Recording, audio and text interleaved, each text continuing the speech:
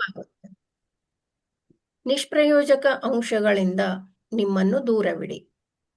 ಅನಾವಶ್ಯಕವಾದಂತಹ ಅಂಶಗಳನ್ನ ನಮ್ಮ ಜೀವನದಿಂದ ಅದಕ್ಕೇನೆ ನಾವು ಸಾಧನೆಯಲ್ಲಿ ಸ್ವಲ್ಪ ಸೀರಿಯಸ್ ಆಗಿ ತೊಡಗಿದಾಗ ನಮ್ಮ ಲೈಫ್ ಸ್ಟೈಲ್ ಅನ್ನ ನಾವು ಸ್ವಲ್ಪ ಚೇಂಜ್ ಮಾಡ್ಕೊಳ್ಬೇಕಾಗತ್ತೆ. ಮೊದ್ಲಿದ್ದ ಥರನೇ ನಾನು ಈಗನೂ ಕೂಡ ಹಾಗೇನೆ ಕಂಟಿನ್ಯೂ ಮಾಡ್ತೀನಿ ಅಂತ ಹೇಳಿ ಅನ್ಲಿಕ್ಕೆ ಆಗಲ್ಲ. ಕೆಲವು ಯಾವ ಅನಾವಶ್ಯಕವಾಗಿವೆ ಅಲ್ಲ ನಮ್ಮ ಜೀವನದಲ್ಲಿ, ಅವುಗಳನ್ನ ಪಕ್ಕಕ್ಕೆ ಇಡಬೇಕಾಗತ್ತೆ. ಯಾವುದನ್ನ ನನ್ನ ಜೀವನದಲ್ಲಿ ಸೇರಿಸಿಕೊಳ್ಳೋದ್ರಿಂದ ಅದು ಪೂರಕ ಆಗಿ ನನಗೆ ನನ್ನ ಗುರಿಯನ್ನ ತಲುಪಲಿಕ್ಕೆ ಹೆಲ್ಪ್ ಮಾಡುತ್ತೆ ಅನ್ನೋದನ್ನಷ್ಟೇ ಗಮನದಲ್ಲಿ ಇಟ್ಟುಕೊಂಡು ಅಂತಹ ಚಟುವಟಿಕೆಗಳಲ್ಲೇ ನಾವು ತೊಡಗಿರಬೇಕೆ ಹೊರತು ಅನಾವಶ್ಯಕವಾದವುಗಳ ಕಡೆಗೆ ನಮ್ಮ ಗಮನ ಇರಬಾರದು.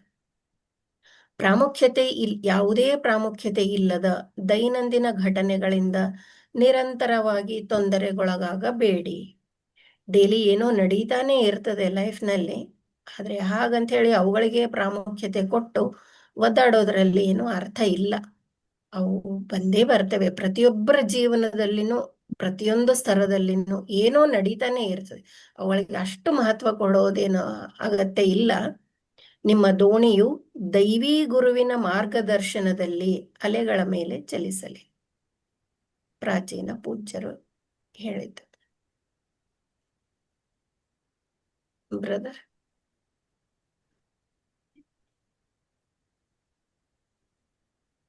ನಾವು ಎಂದಿಗೂ ದೈವಿ ಕೃಪೆಯಲ್ಲಿ ನಿರಾಶೆಗೊಳ್ಳಬಾರದು. ದೇವರು ಸರ್ವೋಚ್ಚ ಗುರು ಮತ್ತು ಆತನ ಇಚ್ಛೆಯಂತೆಯೇ ಎಲ್ಲವೂ ನೆರವೇರಬೇಕು.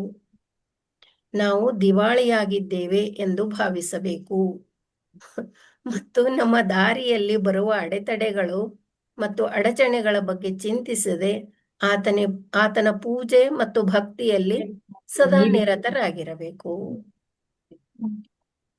ದೈವಿ ಕೃಪೆ ಯಾವತ್ತೂ ಇದ್ದೇ ಇರ್ತದೆ ನಮಗೆ. ಯಾವಾಗ ಪೂರ್ಣ ಅಷ್ಟರ ಮಟ್ಟಿಗೆ ಸಮರ್ಪಿಸಿಕೊಂಡಾಗ. ಸುಮ್ಮನೆ ಏನೋ 4 ದಿವಸ ಸಾಧನೆ ಮಾಡದೆ ಬಿಟ್ಟೆ ಒಮ್ಮೆ ನಂಬಿಕೆ ಇರ್ತದೆ. ಕೆಲವು ಜೀವನದಲ್ಲಿ ಏನೋ ಘಟನೆಗಳು ನಡೆಯೋದ್ರಿಂದ ನಾವು ಮತ್ತೆ ವಿಮುಖ ಆಗ್ತೀವಿ, ಗುರುವಿನ ಮೇಲೆನೆ ಡೌಟ್ ಮಾಡ್ಲಿಕ್ಕೆ ಶುರು ಮಾಡ್ತೀವಿ. ಈ ತರ ಇದ್ದಾಗ ಆ ಕೃಪೆ ಅಂತ ಅನ್ನೋದು ಅಷ್ಟು ಸರಳಾಗಿ ಬರೋದಿಲ್ಲ.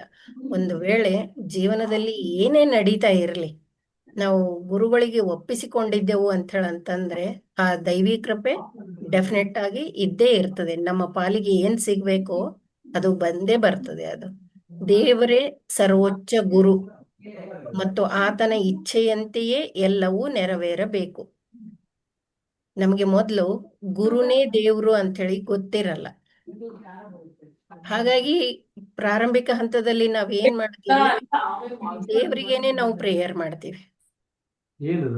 ಆದ್ರೆ ಸಾಧನೆ ಒಂದು ಹಂತಕ್ಕೆ ಬಂದ ಮೇಲೆ ಗುರುನೇ ದೇವ್ರು ಅಂತ ಹೇಳಿ ಗೊತ್ತಾಗ್ತದೆ. ಹಾಗಾದ್ರೆ ನಾವು ದೇವರಿಗೆ ಪ್ರೇಯರ್ ಮಾಡ್ತಿರ್ಬೇಕಾದ್ರೆ ಗುರುಗಳಿಗೆ ಹೇಗೆ ಗೊತ್ತಾಗುತ್ತೆ ಅದು? ಯಾಕಂದ್ರೆ ಮೊದ್ಲು ನಮ್ಗೆ ಗುರುವಿನ ಮೇಲೆ ನಂಬಿಕೆನೇ ಇರಲ್ಲ. ನಾವು ದೇವರಿಗೆ ಅಂತ ಹೇಳಿದ್ದು ಆ ಥರನೇ ಹೇಳಿದೆ, ನೀವು ದೇವರಿಗೇನೆ ಪ್ರೇಯರ್ ಮಾಡಿ, ಆದ್ರೆ ಅದನ್ನ ಕೇಳಿಸ್ಕೊಳ್ಳೋದು ಗುರು ಕೇಳಿಸ್ಕೊಳ್ತಾನೆ. ಈ ತರ ನಾವು ಪ್ರೇಯರ್ ಮಾಡಿದ್ಮೇಲೆ ಗುರುವಿನ ಮೇಲೆ ನಮಗೆ ನಂಬಿಕೆನೇ ಇಲ್ಲ, ದೇವರ ಮೇಲೆ ನಂಬಿನೇ ನಾವು ಪ್ರೇಯರ್ ಮಾಡಿ ಸಾಧನೆ ಮಾಡ್ತಾ ಇರ್ಬೇಕಾದ್ರೆ ಕೆಲವು ಅನುಭವಗಳು ಏನಾಗ್ತಾವಲ್ಲ, ಅದರಿಂದ ನಮಗೆ ಗುರುವಿನ ಮೇಲೆ ನಂಬಿಕೆ ಬರೋಕೆ ಶುರು ಮಾಡುತ್ತೆ. ಆ ಅನುಭವಗಳಿಂದಲೇನೆ ವಿಶ್ವಾಸ ಮೂಡೋಕೆ ಶುರು ಆಗುತ್ತೆ. ಅಲ್ಲಿವರೆಗೆ ಆಗಲ್ಲ ಅದು. ಗುರುವಿನ ಬಗ್ಗೆ ಏನೇನು ನಮ್ಗೆ ಕಲ್ಪನೆನೇ ಇರಲ್ಲ.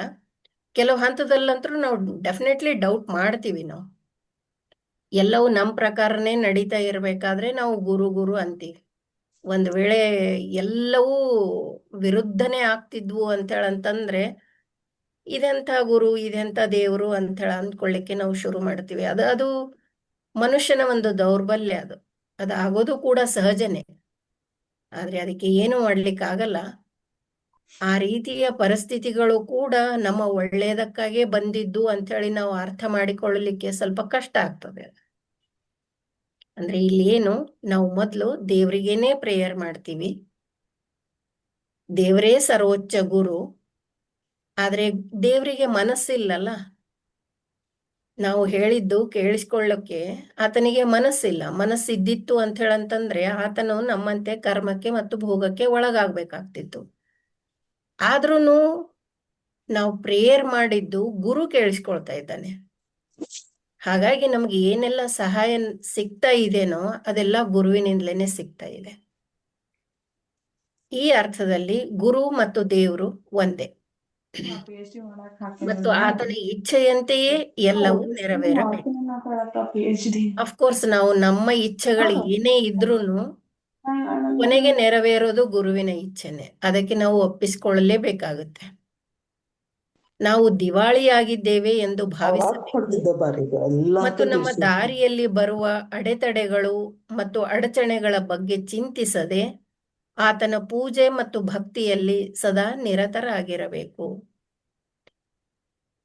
ಈ ಪ್ರಾಬ್ಲಮ್ಸ್ ಬಂದೇ ಬರ್ತವೆ. ದುಡ್ಡಿದ್ದವರಿಗೂ ಪ್ರಾಬ್ಲಮ್ ಇದೆ, ಹೆಲ್ತ್ ಚೆನ್ನಾಗಿರೋರಿಗೂ ಪ್ರಾಬ್ಲಮ್ ಇದೆ. ಎಲ್ಲ ರೀತಿಯಲ್ಲಿ ಪ್ರತಿಯೊಂದು ಇದರಿಂದಲೂ ಈ ಫ್ಯಾಮಿಲಿ ಫಿಟ್ ಅಂತ ಹೇಳಂತ ಅಂದುಕೊಂಡ್ರು ಒಬ್ರೊಬ್ರು ಒಂದೊಂದು ಸ್ತರದಲ್ಲಿ ಪ್ರಾಬ್ಲಮ್ಸ್ ಫೇಸ್ ಮಾಡ್ತಾನೆ ಇರ್ತೀವಿ. ಒಂದು ಮನೆಯಲ್ಲಿ ಎಲ್ಲರೂ ಅಭ್ಯಾಸಿ ಆಗಿರ್ಬೋದು, ಅಭ್ಯಾಸಿನೇ ಯಾಕೆ ಪ್ರಿಸೆಪ್ಟರ್ಸ್ ಆಗಿರ್ಬೋದು, ಒಂದು ಫ್ಯಾಮಿಲಿ ಪೂರ್ಣ ಪ್ರಿಸೆಪ್ಟರ್ಸ್ಗಳಿಂದ ಇರ್ಬೋದು. ಆದ್ರೂ ವಿಚಾರಗಳಲ್ಲಿ ಭಿನ್ನಾಭಿಪ್ರಾಯ, ಏನೋ ಮಿಸ್ಅಂಡರ್ಸ್ಟ್ಯಾಂಡಿಂಗ್ಸ್, ಒಬ್ಬರ ವಿಚಾರಧಾರೆ ಇನ್ನೊಬ್ಬರಿಗೆ ಸರಿ ಹೊಂದಲ್ಲ. ಹಾಗಾಗಿ ಈ ಅಡಚಣೆಗಳು ಯಾವತ್ತೂ ಇದ್ದಿದ್ವೆ. ಲಾಸ್ಟ್ ಟೈಮ್ ಒಬ್ರು ಪ್ರಶ್ನೆ ಕೇಳಿದ್ರಿ ಇದ್ರ ಬಗ್ಗೆನೆ. ಪ್ರತಿ ಸ್ತರದಲ್ಲೂ ಅಡಚಣೆಗಳು, ಇದಕ್ಕೇನ್ ಮಾಡ್ಬೇಕು ಅಂದ್ರೆ ಏನು ಮಾಡೋ ಹಾಗಿಲ್ಲ, ಜಸ್ಟ್ ಫೇಸ್ ಮಾಡ್ತಾ ಹೋಗ್ಬೇಕಾಗ್ತದೆ ಅಷ್ಟೆ. ಅದು ಬಿಟ್ರೆ ಬೇರೆ ದಾರಿನೂ ಇಲ್ಲ. ಮತ್ತೆ ಅವುಗಳ ಬಗ್ಗೆ ಚಿಂತಿಸದೆ ಆತನ ಪೂಜೆ ಮತ್ತು ಭಕ್ತಿಯಲ್ಲಿ ಸದಾ ನಿರತರಾಗಿರಬೇಕು. ಗುರಿಯ ಬಗ್ಗೆ ಒಂದು ಸ್ಪಷ್ಟ ಕಲ್ಪನೆ ಇದ್ದಾಗ ಮಾತ್ರ ನಾವು ಈ ಭಕ್ತಿಯಲ್ಲಿ ಪೂಜೆಯಲ್ಲಿ ತೊಡಗಿಕೊಳ್ತೀವಿ. ಇಲ್ಲ ಅಂತ ಹೇಳಂತಂದ್ರೆ ಅದು ಕೂಡ ಆಗಲ್ಲ. ಪ್ರಾಪಂಚಿಕತೆಯ ಸಮಸ್ಯೆನೇ ಅಷ್ಟು ಮುಖ್ಯವಾಗಿರುವಾಗ ಆ ಭಗವಂತ ಸೆಕೆಂಡರಿ ಆಗಿಬಿಡ್ತಾನೆ ನಮ್ಮ ಪಾಲಿಗೆ. ಎರಡನೆಯ ಪ್ರಾಮುಖ್ಯತೆ ಅದು. ಮೊದಲನೆಯ ಪ್ರಾಮುಖ್ಯತೆ ಏನು? ನನ್ನ ಜೀವನದಲ್ಲಿ ಇರತಕ್ಕಂಥ ಕಷ್ಟಗಳು ಪರಿಹಾರ ಆಗಬೇಕು. ಒಂದು ಹಂತದಲ್ಲಿ ಪರಿಹಾರನೂ ಆಗುತ್ತೆ, ಇಲ್ಲ ಅಂತಾನೂ ಇಲ್ಲ. ಆದ್ರೆ ಇದು ಲೈಫ್ ಅಲ್ಲ, ಮತ್ತೆ ಪ್ರಾಬ್ಲಮ್ಸ್ ತೆಗೆದುಕೊಂಡು ಬರೋದೇ ಅದು. ಹಾಗಾಗಿ ಅವುಗಳ ಕಡೆಗೆ ನಾವು ಅಷ್ಟು ಗಮನ ಕೊಡ್ಲಾರ್ದೇನೆ ಗುರಿಯ ಬಗ್ಗೆ ಒಂದು ಸ್ಪಷ್ಟ ಕಲ್ಪನೆ ಇಟ್ಕೊಂಡು ಯಾವತ್ತೂ ಮನಸ್ಸನ್ನ ಪೂಜೆ ಭಕ್ತಿಗಳಲ್ಲಿ ತೊಡಗಿಸಿರ್ಬೇಕು. ಅವುಗಳಲ್ಲೇ ನಾವು ನಿರತರಾಗಿರಬೇಕು ಅಂತ ಬಾಬೂಜಿ ಅವರು ಹೇಳ್ತಾ ಇದ್ದಾರೆ. ಹೃದಯದಿಂದ ಮಾರ್ಗದರ್ಶಿಸಲ್ಪಟ್ಟ ಜೀವನವನ್ನು ನಡೆಸುವಾಗ ಉಂಟಾಗುವ ಪ್ರೀತಿಯ ಶಕ್ತಿಯು ಬಹಳ ಅಗಾಧವಾಗಿರುತ್ತದೆ. ಅದು ಶುದ್ಧ ಗಾಳಿಯ ಅಲೆಯಂತೆ ಮಾನವನ ಆತ್ಮವನ್ನು ಪುನರುಜ್ಜೀವನಗೊಳಿಸುವ ಸಾಮರ್ಥ್ಯವನ್ನು ಹೊಂದಿರುತ್ತದೆ. ಪ್ರೇಮ ಎಲ್ಲಕ್ಕಿಂತಲೂ ಹೆಚ್ಚಾಗಿ ಪ್ರೇಮನೇ ಶ್ರೇಷ್ಠ ಅಂತಂತ ಹೇಳಿ ದಾಜಿಯವರು ಹಾರ್ಟ್ಫುಲ್ನೆಸ್ ವೇನಲ್ಲಿ ಫಸ್ಟ್ ಮೊದಲು ಇದರಲ್ಲಿನೇ ಕೆಲವು ಪುಟಗಳಲ್ಲಿನೇ ಇದ್ರ ಬಗ್ಗೆ ಬಂದಿದೆ. ನಾವು ಇನ್ನೊಬ್ಬರ ಬಗ್ಗೆ ಅನುಕಂಪ ಹೊಂದಬಹುದು, ಕರುಣೆ ಹೊಂದಬಹುದು, ಕೆಲವು ವಿಷಯಗಳ ಬಗ್ಗೆ ನಾವು ತ್ಯಾಗ ಮಾಡಬಹುದು.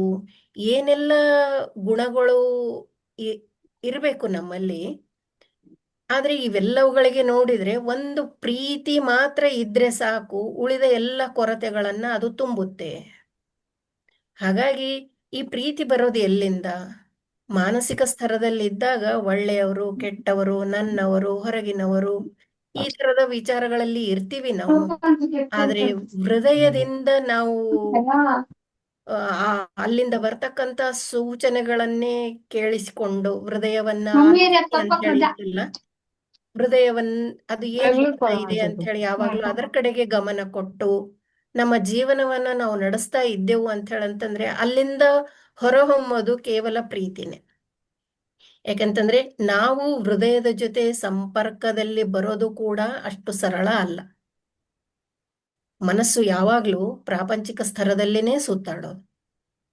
ಅದು ಹೃದಯಕ್ಕೆ ಅಲ್ಲಿಯವರೆಗೆ ಹೋಗಿ ಅದು ಏನ್ ಹೇಳ್ತಾ ಇದೆ ಅಂತಂತ ಹೇಳಿ ಕೇಳಿಸ್ಕೊಂಡು ಅಲ್ಲಿಂದ ಏನದು ಮಾರ್ಗದರ್ಶನ ಕೊಡ್ತದೋ ನಮಗೆ, ಆ ಮಾರ್ಗದರ್ಶಿಸಲ್ಪಟ್ಟ ಅಂಥ ಜೀವನವನ್ನ ನಾವು ನಡೆಸ್ತಾ ಇರ್ಬೇಕಾದ್ರೆ ನಮ್ಮೊಳಗಡೆಯಿಂದ ಹೊರಬರೋದು, ನಮ್ಮ ವ್ಯಕ್ತಿತ್ವದಲ್ಲಿ ಪ್ರಕಟ ಆಗೋದು ಕೇವಲ ಪ್ರೀತಿನೇ. ಮತ್ತೆ ಅದಕ್ಕೆ ಅಗಾಧ ಶಕ್ತಿ ಇದೆ. ಉಳಿದ ಯಾವುದೂ ಮಾಡ್ಲಾರ್ದಂಥದ್ದು ಏನೆಲ್ಲ ಸಮಸ್ಯೆಗಳಿರ್ಬೋದು ನಮ್ಮ ಜೀವನದಲ್ಲಿ, ಆದ್ರೆ ಅವೆಲ್ಲವುಗಳಿಂದ ನಾವು ಹೊರಬರ್ಬೇಕು ಅಂತ ಹೇಳಂತಂದ್ರೆ ಸ್ವಲ್ಪ ಪ್ರೀತಿ, ಒಬ್ಬರ ಬಗ್ಗೆ ಸ್ವಲ್ಪ ಪ್ರೇಮ ತೋರಿಸಿದ್ರೆ ಬಹಳಷ್ಟು ಸಮಸ್ಯೆಗಳು ಪರಿಹಾರ ಆಗ್ತವೆ ನಮ್ಮ ಜೀವನದಲ್ಲಿ. ಆದ್ರೆ ಈ ಅಹಂ ಅಂತ ಅನ್ನೋದು ಒಂದು ಇದೆಯಲ್ಲ, ಅದು ಅಷ್ಟು ಈಸಿಯಾಗಿ ಬಿಟ್ಟು ಕೊಡಲ್ಲ. ಆ ಪ್ರೇಮವನ್ನ ವ್ಯಕ್ತಪಡಿಸ್ಲಿಕ್ಕೆ ಅಹಂ ಬರ್ತದೆ ಮಧ್ಯೆ. ಈ ಪ್ರೀತಿಯು ಶುದ್ಧ ಗಾಳಿಯ ಅಲೆಯಂತೆ ಮಾನವನ ಆತ್ಮವನ್ನು ಪುನರುಜ್ಜೀವನಗೊಳಿಸುವ ಸಾಮರ್ಥ್ಯವನ್ನು ಹೊಂದಿರುತ್ತದೆ.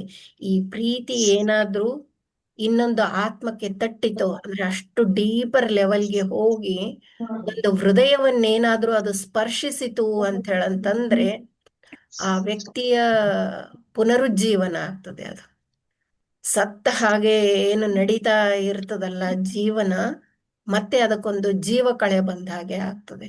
ಹಾಗಾಗಿ ಯಾವತ್ತೂ ನಾವು ಪ್ರೇಮವನ್ನೇ ಹೊರಹೊಮ್ಮಿಸ್ತಾ ಎಲ್ಲರ ಜೊತೆ, ಎಲ್ಲವುಗಳ ಜೊತೆ, ಕೇವಲ ವ್ಯಕ್ತಿಗಳ ಜೊತೆಗಷ್ಟೇ ಅಲ್ಲ, ಪ್ರಾಣಿ ಪಕ್ಷಿ ಇನ್ನಿತರ ಉಪಯೋಗಿಸುವ ಸಾಮಾನುಗಳು ಪ್ರತಿಯೊಂದರಲ್ಲಿಯೂ ನಾವು ಹೃದಯವನ್ನೇ ಉಪಯೋಗಿಸಿಕೊಂಡಿದ್ದೆವು ಅಂತ ಹೇಳಂತಂದ್ರೆ ಅಲ್ಲಿಂದ ಬರ್ತಕ್ಕಂತಹ ಒಲವು, ಆ ಪ್ರೇಮ ಏನಿರುತ್ತದಲ್ಲ, ಅದು ನಮ್ಗೆ ನಿಜವಾದ ಜೀವನ ಕೊಡ್ತದೆ.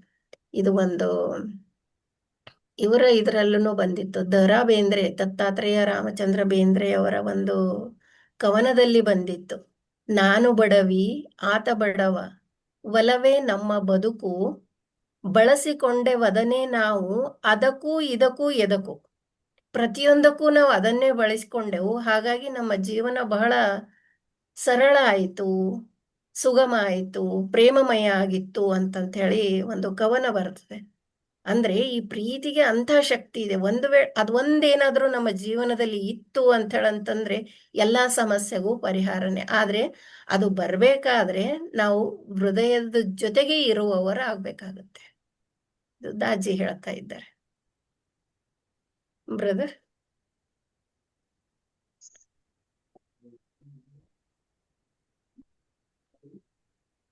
ಪ್ರಕೃತಿ ಮತ್ತು ಸಾರೂಪ್ಯತೆ ಕ್ರಮವಾಗಿ ಕಲ್ಪನೆಯ ರೂಪ ತಾಳುವ ಒಂದು ಸೂಕ್ಷ್ಮ ತರಂಗದಂತಹ ಒಂದಾನೊಂದು ವಸ್ತು. ಸಾರೂಪ್ಯತೆಯ ಬಗ್ಗೆ ಈಗಾಗಲೇ ಸಾಕಷ್ಟು ನಾವು ಕೇಳಿದ್ದೀವಿ. ನಾವು ನಮ್ಮ ಮನಸ್ಸು ಸ್ಥೂಲ ರೂಪದಲ್ಲಿರ್ತದೆ, ಇದು ಸೂಕ್ಷ್ಮ ಆಗ್ಬೇಕಾಗಿದೆ. ಸಾಧನೆ ಮಾಡ್ತಾ ಮಾಡ್ತಾ ಹೋದ ಹಾಗೆ ಅದು ಬಹಳನೇ ಸೂಕ್ಷ್ಮ ಆಗ್ತಾ ಹೋಗ್ತದೆ. ಎಷ್ಟರ ಮಟ್ಟಿಗೆ ಸೂಕ್ಷ್ಮ ಅಂತ ಹೇಳಂತಂದ್ರೆ ಅದು ಇದೆ ಅಂತನ್ನೋ ಒಂದು ಕಲ್ಪನೆ ಅಷ್ಟೆ. ಅದಕ್ಕಿಂತಲೂ ಹೆಚ್ಚಿಗೆ ಏನು ಹೇಳೋಕ್ಕಾಗಲ್ಲ ಅದರ ಬಗ್ಗೆ. ಅದು ಒಂದು ರೀತಿಯ ತರಂಗವನ್ನ ಹೊರಡಿಸ್ತದೆ. ಅದು ಸೂಕ್ಷ್ಮವಾದಂತ ಒಂದು ತರಂಗ. ಕಲ್ಪನೆ ಇದೆ ಅಲ್ಲೇ, ಇದು ಈ ಆತ್ಮ ಅಂತ ನಾವು ಅಂದ್ಕೋಬಹುದಷ್ಟೇ. ಅದಕ್ಕಿಂತಲೂ ಹೆಚ್ಚಿಗೆ ಏನೋ ಹೇಳೋ ಹಾಗಿಲ್ಲ. ಮೊದಲು ಈ ಮನಸ್ಸು ಸ್ಥೂಲತೆಯಲ್ಲಿ ಮುಳುಗಿರ್ತದೆ, ಅಂದ್ರೆ ಪ್ರಾಪಂಚಿಕತೆಯಲ್ಲಿ ಮುಳುಗಿರ್ತದೆ. ಅದು ಪಂಚೇಂದ್ರಿಯಗಳ ಮೂಲಕ ದೇಹವನ್ನ ಬಳಸಿಕೊಂಡು ಪಂಚೇಂದ್ರಿಯಗಳ ಮೂಲಕ ಪ್ರಪಂಚದಲ್ಲೇ ಸುತ್ತಾಡ್ತಾ ಇರ್ತದೆ. ಹಾಗಾಗಿ ಅದು ಪ್ರಪಂಚದಲ್ಲಿರ್ತಕ್ಕಂಥದ್ದನ್ನೇ ತನ್ನೊಳಗಡೆ ಹಿಡಿದುಕೊಂಡಿಟ್ಟಿರ್ತದೆ. ಹಾಗಾಗಿ ನಾವು ಪ್ರಾಪಂಚಿಕ ವ್ಯಕ್ತಿಗಳಾಗೇ ಇರ್ತೀವಿ. ಈಗ ನಾವು ಆಧ್ಯಾತ್ಮಿಕ ವ್ಯಕ್ತಿಗಳಾಗ್ಲಿಕ್ಕೆ ಹೊರಟಿದ್ದೀವಿ. ಏನು ಆಧ್ಯಾತ್ಮಿಕ ವ್ಯಕ್ತಿಗಳು ಅಂತಂದ್ರೆ ಏನು? ನಾವು ಆತ್ಮದ ಬಗ್ಗೆ ಅಧ್ಯಯನ ಮಾಡ್ತಾ ಇದ್ದೀವಿ. ನಾವು ಸುಮ್ಮನೆ ಕಣ್ಣು ಮುಚ್ಕೊಂಡು ಕೂತೆ ಎದ್ದೆ ಅಂತ ಹೇಳಲ್ಲ. ನಾವಿಲ್ಲಿ ಆತ್ಮದ ಬಗ್ಗೆ ಸ್ಟಡಿ ಮಾಡ್ತಾ ಇದ್ದೀವಿ. ಆತ್ಮದ ಬಗ್ಗೆ ಅಧ್ಯಯನ, ಅಧ್ಯಾತ್ಮ. ಯಾವಾಗ ಈ ಮನಸ್ಸು ತನ್ನನ್ನು ತಾನು ಅರ್ಥ ಮಾಡಿಕೊಳ್ಬೇಕು ಅಂತಂತ ಹೇಳಿ ಸಾಧನೆಯಲ್ಲಿ ತೊಡಗುತ್ತಲ್ಲ, ಆ ಗುರುವಿನ ಸಹಾಯವನ್ನು ತೆಗೆದುಕೊಂಡು ಅವರು ಕೊಟ್ಟಂತಹ ಪದ್ಧತಿಯನ್ನ ಬಳಸಿಕೊಂಡು ಏನಾಗ್ಬೇಕಾಗಿದೆ ನನಗೆ ಅಂತಂತ ಹೇಳಿ ಗುರಿಯನ್ನ ಸ್ಪಷ್ಟವಾಗಿ ಕಣ್ಣೆದುರಿಗೆ ಇಟ್ಟುಕೊಂಡು ಅದು ಹೊರಟಾಗ ಪ್ರತಿದಿನನೂ ಅದು ಅದು ಎಷ್ಟರ ಮಟ್ಟಿಗೆ ಅಂತ ನಮ್ಗೆ ಅಳೆಯಲಿಕ್ಕೆ ಆಗಲ್ಲ. ಬಟ್ ಅದು ಸೂಕ್ಷ್ಮ ಆಗ್ತಾ ಹೋಗ್ತದೆ, ಡೆಫಿನೆಟ್ಲಿ ಸೂಕ್ಷ್ಮ ಆಗ್ತದೆ ಅದು. ಈ ಕೇಂದ್ರ ಮಂಡಲದವರೆಗೆ ಬಂದು ಮುಟ್ಟಿದಾಗ ಅಲ್ಲಿ ಬರೀ ಸಾರೂಪ್ಯತೆ ಮಾತ್ರ ಉಳಿಯುತ್ತದೆ.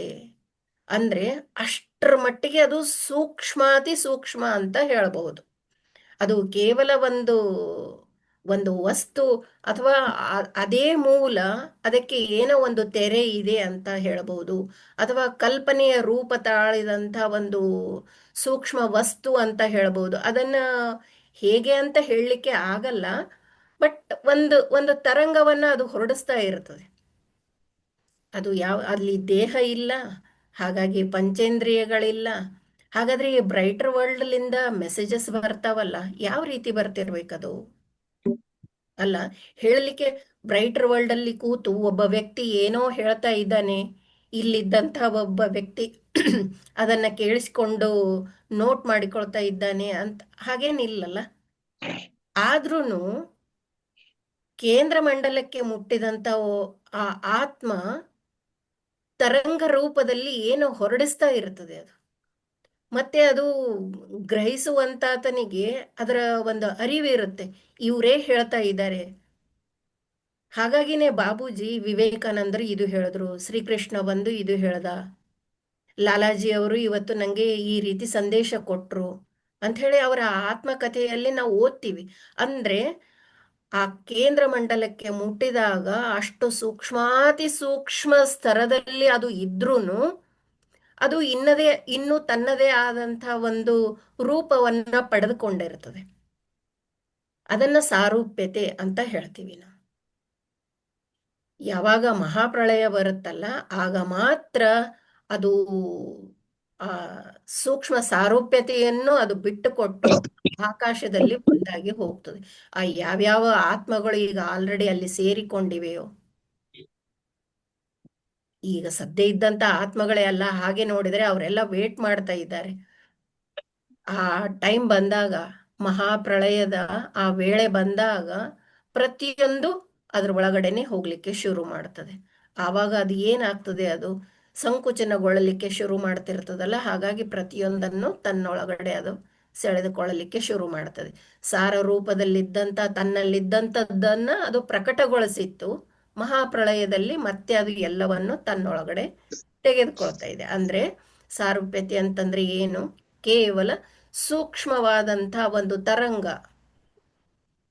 ಅದು ತರಂಗವನ್ನು ಹೊಂದಿದಂತ ಒಂದು ವಸ್ತು ಅಂತ ಹೇಳಬಹುದು. ಏನೋ ಒಂದು ಅದ ವ್ಯಕ್ತಪಡಿಸ್ಲಿಕ್ಕೆ ಸರಿಯಾಗಿ ಬರಲಿಲ್ಲ ಅಂತ ಹೇಳಂತಂದ್ರೂ ಕಂಪನ ಹೊರಡಿಸ್ತಕ್ಕಂಥ ಏನೋ ಒಂದು ಅಂತ ನಾವು ಹೇಳ್ಬೋದು. ಮೂಲ ಪ್ರಜ್ಞೆಯ ಕಿಂಚಿತ್ ಸ್ಥೂಲ ಆಕಾರವೆಂದು, ಮೂಲ ಪ್ರಜ್ಞೆಯ ಮೂಲ ಏನಿತ್ತು, ಆಧಾರ ಏನಿತ್ತು, ಆವಾಗ ಅಲ್ಲಿ ಏನು ಪ್ರಜ್ಞೆ ಇತ್ತು, ಅದರ ಒಂದು ಕಿಂಚಿತ್ ಸ್ವಲ್ಪರ ಮಟ್ಟಿಗೆ ಸ್ಥೂಲ ಆಕಾರ ಅದರದ್ದು, ಅಥವಾ ಏನೋ ಒಂದು ಸ್ಥೂಲ ಆವರಣ ಧರಿಸಿರುವ ಸತ್ಯವೆಂದು ಭಾವಿಸಬಹುದು. ಸ್ಥೂಲಾಕಾರವನ್ನು ನೋಡಿದ ಕೂಡಲೇ ಅದರ ಅಸ್ತಿತ್ವಕ್ಕೆ ಕಾರಣವಾಗಿ ಅದರ ಆಚೆ ಯಾವುದೋ ಒಂದು ವಸ್ತು ಇರಬೇಕೆಂಬ ಭಾವನೆ ನಮ್ಮ ಹೃದಯದಲ್ಲಿ ಸ್ಫುರಿಸ. ಯಾವಾಗ ಒಂದು ವಸ್ತು ಇದೆ ಅಂತ ಹೇಳಿ ನಾವು ಅಂದುಕೊಳ್ತೀವಿ ಅಂತ ಹೇಳಂತಂದ್ರೆ ಅದು ಎಲ್ಲಿಂದ ಬಂತು, ಅದಕ್ಕೆ ಯಾವುದು ಕಾರಣ ಆಗಿತ್ತು, ಅದ್ರ ಹಿಂದ್ಗಡೆ ಹೋಗ್ತದೆ ನಮ್ಮ ಮನಸ್ಸು. ಯಾಕಂತಂದ್ರೆ ಬುದ್ಧಿ ವಿಚಾರ ಮಾಡ್ತಿರ್ತದಲ್ಲ, ಅದ್ರ ಹಿಂದ್ಗಡೆ ಹೋಗ್ತದೆ ಅದು. ಮತ್ತೆ ಅಲ್ಲಿ ನಾವು ಏನೋ ಒಂದನ್ನ ಕಂಡುಕೊಂಡೆವು ಅಂತ ಹೇಳಂತಂದ್ರೆ ಅದು ಎಲ್ಲಿಂದ ಬಂತು, ಅದಕ್ಕೆ ಯಾವುದು ಕಾರಣ ಆಗಿರಬೇಕು, ಅದು ಇನ್ನೂ ಆಚೆಗೆ ಹೋಗ್ತದೆ ಮನಸ್ಸು. ಇದು ಈ ರೀತಿ ಥಿಂಕ್ ಮಾಡ್ತಾ ಮಾಡ್ತಾ ಹೋಗಿ ಕೊನೆಗೆ ಒಂದು ಹಂತದಲ್ಲಿ ಬುದ್ಧಿ ಕುಂಠಿತ ಆಗತ್ತೆ. ಅದಕ್ಕೆ ಏನು ಗೊತ್ತಾಗಲ್ಲ, ಸಂಪೂರ್ಣ ಅಜ್ಞಾನ, ಅದನ್ನ ತಮದ ಅವಸ್ಥೆ ಅಂತ ಹೇಳ್ತೀವಿ. ಈಗ ಈ ಸಾರೂಪ್ಯತೆಯನ್ನ ಹೊಂದಿದ್ದಂಥದ್ದನ್ನ ನೋಡಿ ಅದರ ಹಿಂದ್ಗಡೆ ಏನು, ಅದಕ್ಕೆ ಯಾವುದು ಕಾರಣ, ಆಮೇಲೆ ಅದಕ್ಕೆ ಯಾವುದು ಕಾರಣ, ಕೊನೆಗೆ ಅದು ಬಂದು ನಿಲ್ಲೋದು ಆಕಾಶಕ್ಕೆ. ಕ್ರಮಾನುಗತಿ ನಮ್ಮ ಅರಿವನ್ನು ಮೀರಿ ಹೋಗುವಂಥ ಮಟ್ಟಕ್ಕೆ ಮುಟ್ಟುವವರೆಗೂ ಈ ಕಾರ್ಯ ಕಾರಣದ ಕ್ರಮಾನುಗತಿ ಮುಂದುವರಿಯಬಹುದು. ಅದೇ ಹೇಳದ್ನಲ್ಲ, ಇದಕ್ಕೆ ಇದು ಕಾರಣ, ಅದು ಕಾರಣ ಅಂದ್ರೆ ಅದಕ್ಕೆ ಯಾವುದು ಕಾರಣ, ಮತ್ತೆ ಇನ್ನೊಂದು, ಈ ರೀತಿ ಹೋಗಿ ಅದು ಕೊನೆಗೇನು, ಅದು ಎಲ್ಲ ಮಾನವನ ಗ್ರಹಿಕೆಗೆ ಮೀರಿದುದು. ಅತಿ ಸೂಕ್ಷ್ಮ ಮಟ್ಟದಲ್ಲಿ ಅದು ಸಾರೂಪ್ಯತೆ. ಮೂಲ ಮತ್ತೆ ಅದು ಒಂದೇ ಅಂತ ಹೇಳಬಹುದು. ಆದ್ರೂನು ದೇವರು ಮತ್ತು ವ್ಯಕ್ತಿಗೆ, ಮನುಷ್ಯನಿಗೆ ನಾಮ ಮಾತ್ರ ಭೇದ ಕೊಡೋ ಸಲುವಾಗಿ ಅದು ಇನ್ನೂ ಸಾರೂಪ್ಯತೆಯನ್ನ ಕಾಯ್ದುಕೊಂಡಿರುತ್ತೆ.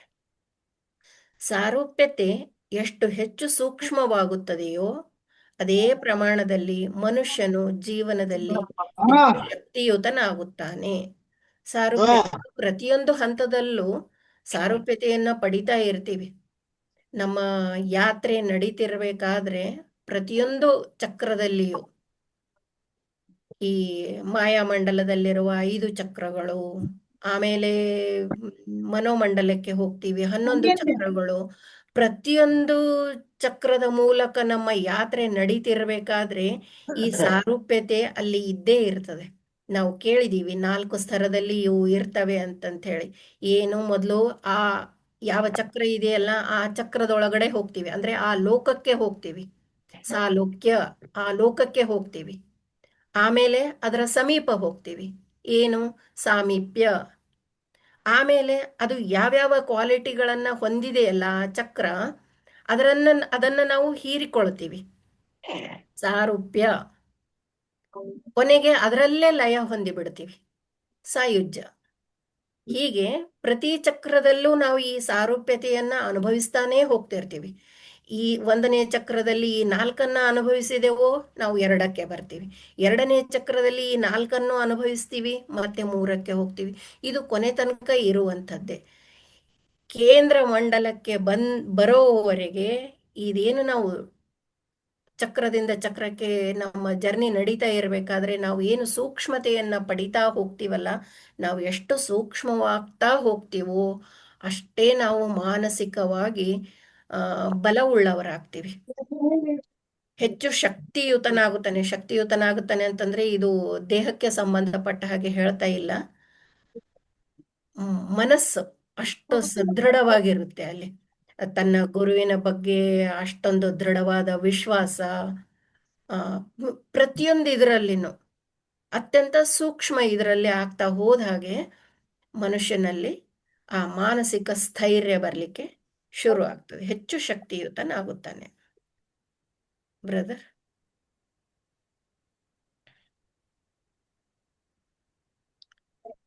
ನಿರಂತರತೆ ಮತ್ತು ಸಾರೂಪ್ಯತೆಯ ಲಯ, ಮಹಾಪ್ರಳಯದವರೆಗೂ ಸಾರೂಪ್ಯತೆ ಉಳಿದಿರುತ್ತದೆ. ಹೌದು, ಯಾಕಂದ್ರೆ ನಮ್ಮ ಸ್ವಂತ ಐಡೆಂಟಿಟಿ ಕೊನೆಯವರೆಗೂ ನಾವು ಕಾಯ್ದುಕೊಂಡಿರ್ತೀವಿ. ಅಫ್ಕೋರ್ಸ್ ಅವಾಗ ಇಂಥ ಮನೆಯವರು, ಇಂಥ ಭಾಷೆಯವರು, ಇಂಥ ದೇಶದವರು ಅಂತ ಹೇಳಿ ಆ ಥರ ಇರಲ್ಲ. ಆದ್ರೂ ನಾವು ನಮ್ಮದೇ ಆದ ಒಂದು ಅಸ್ತಿತ್ವವನ್ನ, ಅಸ್ಮಿತೆ ಅಂತಾನು ಹೇಳ್ತಾರೆ ಅದಕ್ಕೆ, ನಾವು ಕಾಯ್ದುಕೊಂಡಿರ್ತೀವಿ. ಮಹಾಪ್ರಳಯದವರೆಗೂ ಕಾಯ್ದುಕೊಂಡಿರ್ತೀವಿ.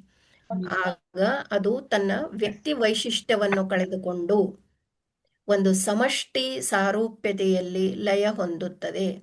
ನಾವು ಆ ಕೇಂದ್ರ ಮಂಡಲದಲ್ಲಿದ್ದಾಗ ಆ ಕೇಂದ್ರಕ್ಕೆ ಅಷ್ಟು ಸಮೀಪವಾಗಿ ಈಜಾಡಿಕೊಂಡು ಇರ್ತಾ ಇರಬೇಕಾದ್ರೆ ನಮ್ಮ ವ್ಯಕ್ತಿ ವೈಶಿಷ್ಟ್ಯವನ್ನ, ನಮ್ಮದೇ ಆದ ಒಂದು ಪರ್ಸನಾಲಿಟಿ ಅಂತೇನ್ ಅಂತೀವಲ್ಲ, ನಮ್ಮದೇ ಆದ ಒಂದು ವ್ಯಕ್ತಿತ್ವ ಅಂತೇನ್ ಅಂತೀವಲ್ಲ, ಅದನ್ನ ಇನ್ನೂ ನಾವು ಕಾಯ್ದುಕೊಂಡಿರ್ತೀವಿ. ಆದ್ರೆ ಯಾವಾಗ ಮಹಾಪ್ರಳಯ ಬರ್ತದೋ ಆ ಟೈಮಲ್ಲಿ ಅದು ತನ್ನ ವ್ಯಕ್ತಿ ವೈಶಿಷ್ಟ್ಯವನ್ನ ಕಳೆದುಕೊಂಡು ಸಮಷ್ಟಿ ಸಾರೂಪ್ಯತೆಯಲ್ಲಿ ಲಯ ಹೊಂದುತ್ತದೆ. ಸಮಷ್ಟಿ, ವ್ಯಷ್ಟಿ, ಸಮಷ್ಟಿ. ವ್ಯಷ್ಟಿ ಅಂತಂದ್ರೆ ವ್ಯಕ್ತಿಗತವಾದಂಥದ್ದು, ಸಮಷ್ಟಿ ಅಂತಂದ್ರೆ ಸಾರ್ವತ್ರಿಕವಾದಂಥದ್ದು. ಆಗ ಸಾರ್ವತ್ರಿಕವಾಗಿ ಮಹಾಪ್ರಳಯದ ಟೈಮಿಗೆ ಸಾರ್ವತ್ರಿಕವಾಗಿ ಯಾವ ರೂಪ ಇರಬೇಕು? ಅನಂತತೆ. ತನ್ನ ವೈಯಕ್ತಿಕ ಇದನ್ನ ಅದು ಕಳೆದುಕೊಂಡು ಆ ಸಮಷ್ಟಿ ಸಾರೂಪ್ಯತೆಯಲ್ಲಿ ಅದು ಒಂದಾಗಿ ಹೋಗಿಬಿಡುತ್ತದೆ, ಲಯ ಹೊಂದಿ ಹೋಗಿಬಿಡುತ್ತದೆ. ಇದು ಕೆಲ ಕಾಲದ ಮೇಲೆ ಮುಂದಿನ ಸೃಷ್ಟಿಗೆ ಕಾರಣವಾಗುತ್ತದೆ. ಇಲ್ಲಿಗೆ ಮುಗೀತೇನೋ ಅಂತ ಅಂದುಕೊಳ್ಳೋ ಹಾಗಿಲ್ಲ. ಇದು ಕೆಲ ಕಾಲದ ಮೇಲೆ ಮುಂದಿನ ಸೃಷ್ಟಿಗೆ ಕಾರಣವಾಗುತ್ತದೆ. ಆಗ್ಬಹುದು, ಗುರುಗಳು ಹೇಳ್ತಾ ಇದ್ದಾರೆ ಅಂತ ಹೇಳಂತಂದ್ರೆ ಮತ್ತೆ ಒಂದು ಕ್ರಿಯೇಷನ್ ಅಂತಂತ ಹೇಳಿ ಸ್ಟಾರ್ಟ್ ಆಗ್ಬಹುದು. ಯಾವಾಗ ಸೃಷ್ಟಿ ನಿರ್ಮಾಣ ಆಯಿತೋ, ಇಷ್ಟೆಲ್ಲ ಆಯ್ತು, ಮಹಾಪ್ರಳಯ ಬಂತು, ಮತ್ತೆ ಎಲ್ಲವೂ ತನ್ನೊಳಗಡೆ ಎಳೆದುಕೊಂಡ್ತದು. ಮುಂದೆ ಮತ್ತೆ ಸೃಷ್ಟಿಗೆ ಕಾರಣ ಆಗ್ಬಹುದು ಅದು. ಈ ರೀತಿಯಲ್ಲಿ ಅಂತ್ಯಗೊಳ್ಳುವುದು ಪ್ರತ್ಯೇಕ ವ್ಯಕ್ತಿತ್ವವೇ ಹೊರತು ಸಾರೂಪ್ಯತೆಯಲ್ಲ. ನಮ್ಮ ಸೆಲ್ಫ್ ಐಡೆಂಟಿಟಿಯನ್ನ ನಾವು ಕಳೆದುಕೊಳ್ತೀವಿ ಹೊರತು ಆ ಸಾರೂಪ್ಯತೆ ಏನಲ್ಲ, ಅದು ಸಮಷ್ಟಿಯ ಇದರಲ್ಲಿ ಒಂದಾಗಿ ಹೋಗ್ಬಿಟ್ಟಿರ್ತದೆ. ಕೇಂದ್ರದಲ್ಲಿರುವ ಸುಪ್ತ ಕ್ರಿಯೆಯ ಕಾರಣದಿಂದ ಹೀಗಾಗುತ್ತದೆ. ಅಲ್ಲಿ ಇರುವಿಕೆಗೂ ಇಲ್ಲದಿರುವಿಕೆಗೂ ಇರುವ ವ್ಯತ್ಯಾಸ ನಾಮ ಮಾತ್ರ. ಅದೇ ಕೇಂದ್ರದಲ್ಲಿ ಸುಪ್ತ ಕ್ರಿಯೆ ನಡೀತಾನೆ ಇರ್ತದೆ ಅದು. ಹಾಗಾಗಿ ಇಲ್ಲಿ ನಾಮ ಮಾತ್ರ ಭೇದ ಇದ್ದೇ ಇರ್ತದೆ. ಅದು ಇರುವಿಕೆಗೂ ಇಲ್ಲದಿರುವಿಕೆಗೂ ಯಾವಾಗ ಮಹಾಪ್ರಳಯ ಬರ್ತದೋ ಆವಾಗ ಅದು ಅಲ್ಲಿ ಇರುವಿಕೆ ಅಂತ ಅನ್ನೋದು ಏನೂ ಇರಲ್ಲ. ಆ ಇಲ್ಲದಿರುವಿಕೆಯ ಒಳಗಡೆ ಒಂದಾಗಿ ಹೋಗ್ಬಿಟ್ಟಿರ್ತದೆ. ಅಲ್ಲಿಯವರೆಗೆ ಇದು ವ್ಯತ್ಯಾಸ, ನಾಮ ಮಾತ್ರ ವ್ಯತ್ಯಾಸವಾಗಿ ಇರುತ್ತದೆ. ಮೂಲದಲ್ಲಿರುವ ಈ ಸುಪ್ತ ಕ್ರಿಯೆಯು ಅಸ್ತಿತ್ವದ ನಿರಂತರತೆಯನ್ನು ಖಚಿತಪಡಿಸುತ್ತದೆ.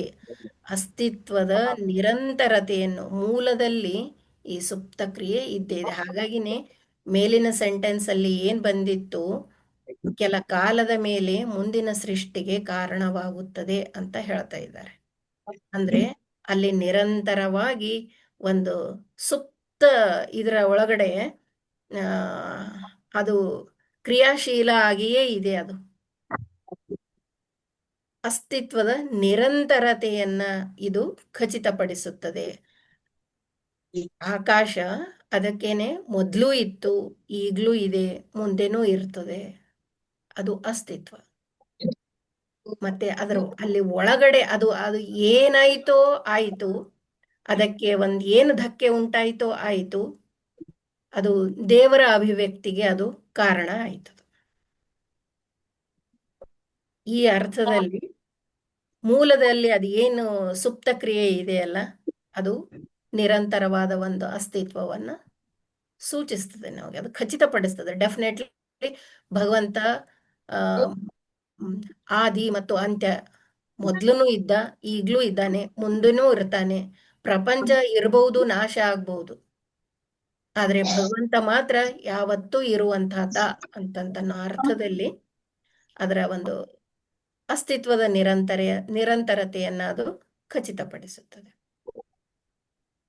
ಬ್ರದರ್, ಮೂಲಗಳು ದೈವತ್ವ ಮತ್ತು ಅಭಿವ್ಯಕ್ತಿಯ ಸಂಚಲನ. ಸೃಷ್ಟಿಯಾಗುವುದಕ್ಕೆ ಮೊದಲು ಅಸ್ತಿತ್ವದಲ್ಲಿದ್ದ ಒಂದೇ ಒಂದು ವಸ್ತುವೆಂದರೆ ಮೂಲ ಸ್ಥಿತಿಯಲ್ಲಿದ್ದ ದೈವತ್ವ. ಪ್ರತಿಯೊಂದು ವಸ್ತುವು ಸಾರ ರೂಪದಲ್ಲಿ ಅದರಲ್ಲಿ ಲೀನವಾಗಿತ್ತು. ಸೃಷ್ಟಿಯಾಗುವುದಕ್ಕೆ ಮೊದಲು ಕೇಂದ್ರದ ಸುತ್ತಲೂ ಅಕ್ಕಪಕ್ಕದಲ್ಲೂ ಗುಪ್ತ ಚಲನೆ ಮಾತ್ರ ಇತ್ತು. ಅದರಲ್ಲಿ ಸೃಷ್ಟಿಯ ಭಾವನೆ ಇದ್ದಿತು. ಎಲ್ಲಕ್ಕಿಂತಲೂ ಮೊದಲು ಏನಿತ್ತು? ಆ ದೈವತ್ವನೇ ಇತ್ತು. ಸೃಷ್ಟಿ ನಿರ್ಮಾಣ ಆಗೋದಕ್ಕಿಂತಲೂ ಮೊದಲು ಏನಿತ್ತು? ದೈವತ್ವ ಇತ್ತು. ಆ ದೈವತ್ವಕ್ಕೆ ಆ ದೈವತ್ವ ಕ್ಷೋಭೆಗೊಳಗಾಯಿತು. ಅಲ್ಲಿ ಅದಕ್ಕೇನೋ ಒಂದು ಧಕ್ಕೆ ಹತ್ತಿತು, ಅಥವಾ ಅದರ ಮನಸ್ಸಿನಲ್ಲಿ ಸೃಷ್ಟಿಯನ್ನ ಅಭಿವ್ಯಕ್ತಿಗೊಳಿಸ್ತಕ್ಕಂತ ಒಂದು ಮನಸ್ಸಿತ್ತು ಅದಕ್ಕೆ. ಈ ದೈವತ್ವ ಬಿಟ್ರೆ ಮತ್ತೇನು ಇದ್ದಿದ್ದಿಲ್ಲ. ಈ ಭೂಮಿ ಮೇಲೆ ಈಗ ನಾವು ಏನೆಲ್ಲ ನೋಡ್ತಾ ಇದ್ದೀವಿ, ಅದು ಪ್ರತಿಯೊಂದು ಕರಗಿದ ರೂಪದಲ್ಲಿತ್ತು, ಸಾರ ರೂಪದಲ್ಲಿ ಅಂತ, ಎಸೆನ್ಸ್ ಅಂತ ಹೇಳಿ ಅಂತೀವಲ್ಲ, ಆ ಆ ಸ್ತರದಲ್ಲಿ ಇತ್ತು ಪ್ರತಿಯೊಂದನು. ಎಲ್ಲವೂ ಆ ಚಲನೆಗೆ ಒಳಪಟ್ಟು ಮುಂದೆ ಅದು ಸೃಷ್ಟಿ ನಿರ್ಮಾಣ ಆಗ್ಲಿಕ್ಕೆ ಅದು ಕಾರಣ ಆಯಿತು.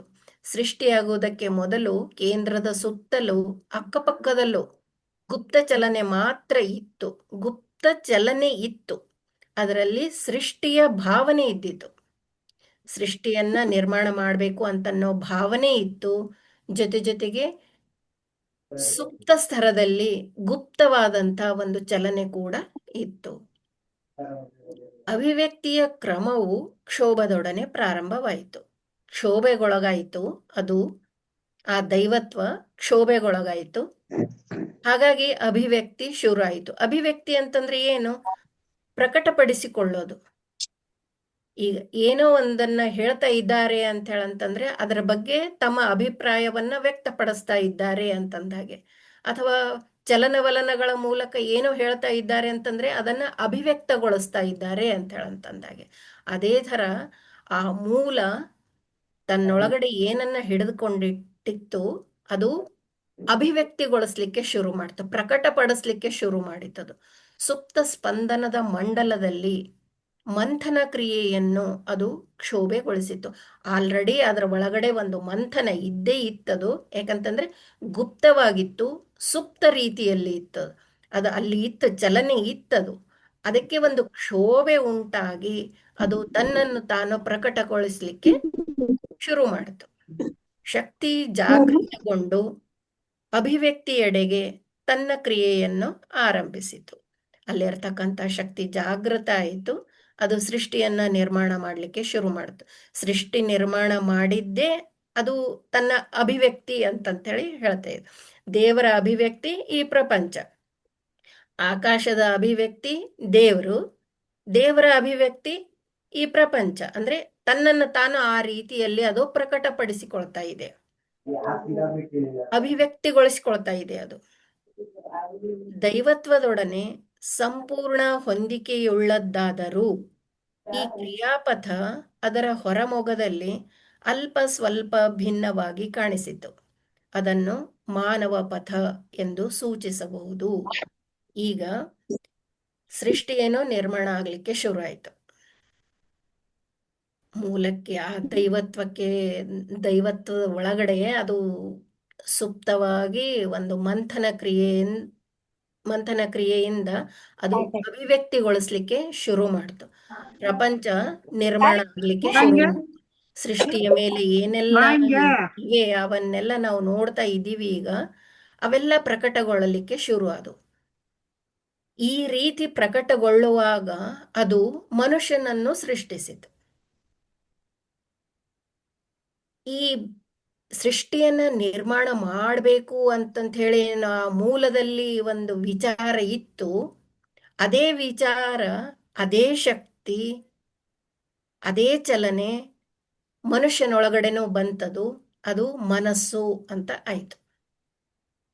ದೈವತ್ವದಲ್ಲಿ ಅದು ದೈವತ್ವಕ್ಕೆ ಒಂದು ಸೃಷ್ಟಿಯನ್ನ ನಿರ್ಮಾಣ ಮಾಡಬೇಕು ಅಂತ ಹೇಳಿ ಒಂದು ವಿಚಾರ ಬಂತು.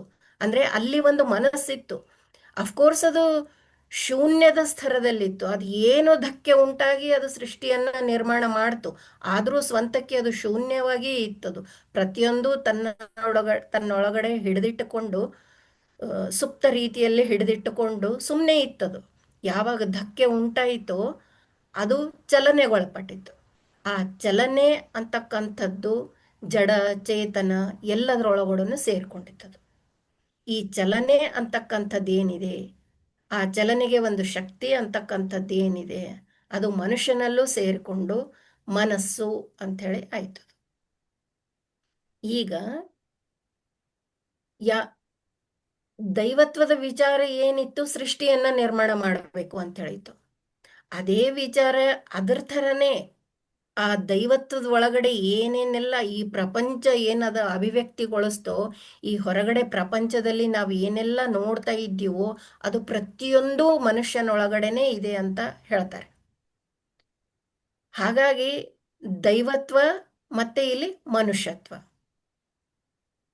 ಪ್ರಪಂಚದಲ್ಲಿ ಏನೆಲ್ಲ ಕಾಣಿಸ್ತಾ ಇದೆ ನಮಗೆ ಪ್ರತಿಯೊಂದು ಮನುಷ್ಯನೊಳಗಡೆ ಇದೆ. ಅದು ಆ ಥರ ನಿರ್ಮಾಣ ಮಾಡಿತದು. ಆದ್ರೆ ಯಾವಾಗ ಇದು ಮನುಷ್ಯನ ಶರೀರದಲ್ಲಿ ಸೇರಿಕೊಂಡಿತು ಈ ಚಲನೆ ಅಥವಾ ಆ ಮನಸ್ಸು, ಅದು ಇಂದ್ರಿಯಗಳ ಮೂಲಕ ಹೊರಗಿನ ಪ್ರಪಂಚದಲ್ಲಿ ತೊಡಗಿ ತನ್ನದೇ ಆದ ಒಂದು ಪಥವನ್ನ ನಿರ್ಮಾಣ ಮಾಡಿಕೊಂಡಿತ್ತು. ಅದು ಮಾನವ ಪಥ ಅಂತ ಹೇಳಾಯ್ತು. ದೈವತ್ವದಿಂದ ಯಾವುದು ಸೃಷ್ಟಿ ನಿರ್ಮಾಣ ಆಯಿತು ಅದು ದೈವಿ ಪಥ ಆಯಿತು.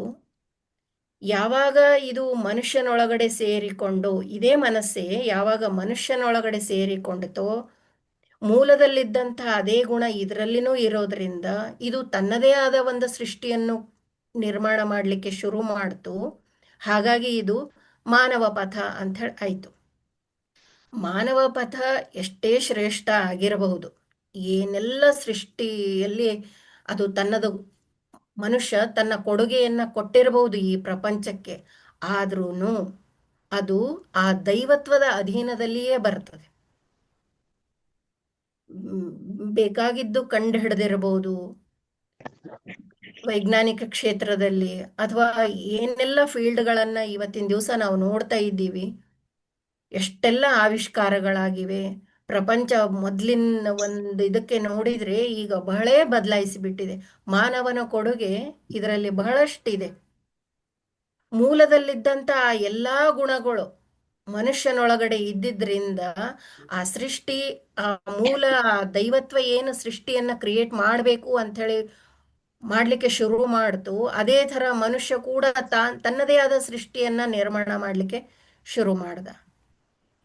ಹಾಗಾಗಿ ಇದು ಒಂದು ಮಾನವ ಪಥ ಅಂತ ಹೇಳಿ ಆಯಿತು. ಇದು ಎಷ್ಟೇ ಶ್ರೇಷ್ಠ ಆಗಿರಬಹುದು, ಇಲ್ಲ ಅಂತ ಹೇಳಿ ಇಲ್ಲ.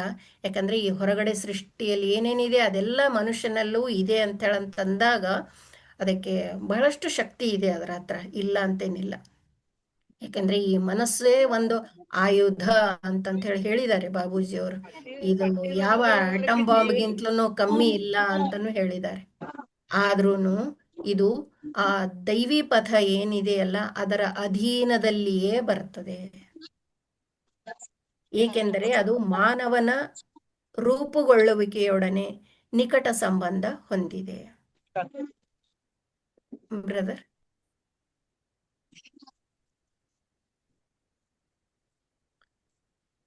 ದೈವತ್ವ ಮತ್ತು ಮಾನವತೆಯ ಸಮಾನ ಅಂತರತೆ. ದೈವಿ ಮತ್ತು ಮಾನವಿ ಪಥಗಳೆರಡೂ ಈಗ ಕ್ರಿಯಾರೂಪದಲ್ಲಿವೆ. ಎರಡೂ ಒಂದಕ್ಕೊಂದು ಸಮಾನಾಂತರವಾಗಿ ಒಂದರ ಪಕ್ಕದಲ್ಲಿ ಒಂದು ಓಡುತ್ತಿವೆ, ಎರಡೂ ನಡೀತಾ ಇವೆ. ಸೃಷ್ಟಿ ಏನು ನಿರ್ಮಿಸಿತ್ತು, ತನ್ನನ್ನು ತಾನು ಅಭಿವ್ಯಕ್ತಗೊಳಿಸಿಕೊಂಡಿತ್ತು, ಅದು ಇನ್ನೂ ಸೃಷ್ಟಿಯನ್ನ ನಿರ್ಮಾಣನೆ ಮಾಡ್ತಾ ಇದೆ ಅಂತೆ. ಅದು ಮುಗುದಿಲ್ಲ, ಇನ್ನೂ ಅದು ಕ್ರಿಯಾಶೀಲ ಆಗಿದೆ ಅಂತಾನೆ ಹೇಳ್ತಾರೆ. ಹಾಗಾಗಿ ಆ ದೈವಿ ಪಥ, ಈ ಮಾನವಿ ಪಥ ಎರಡೂ ಕ್ರಿಯಾರೂಪದಲ್ಲಿನೇ ಇವೆ. ಎರಡು ಒಂದಕ್ಕೊಂದು ಸಮಾನಾಂತರವಾಗಿ ಒಂದರ ಜೊತೆಗೊಂದು ಹೋಗ್ತಾ ಇವೆ.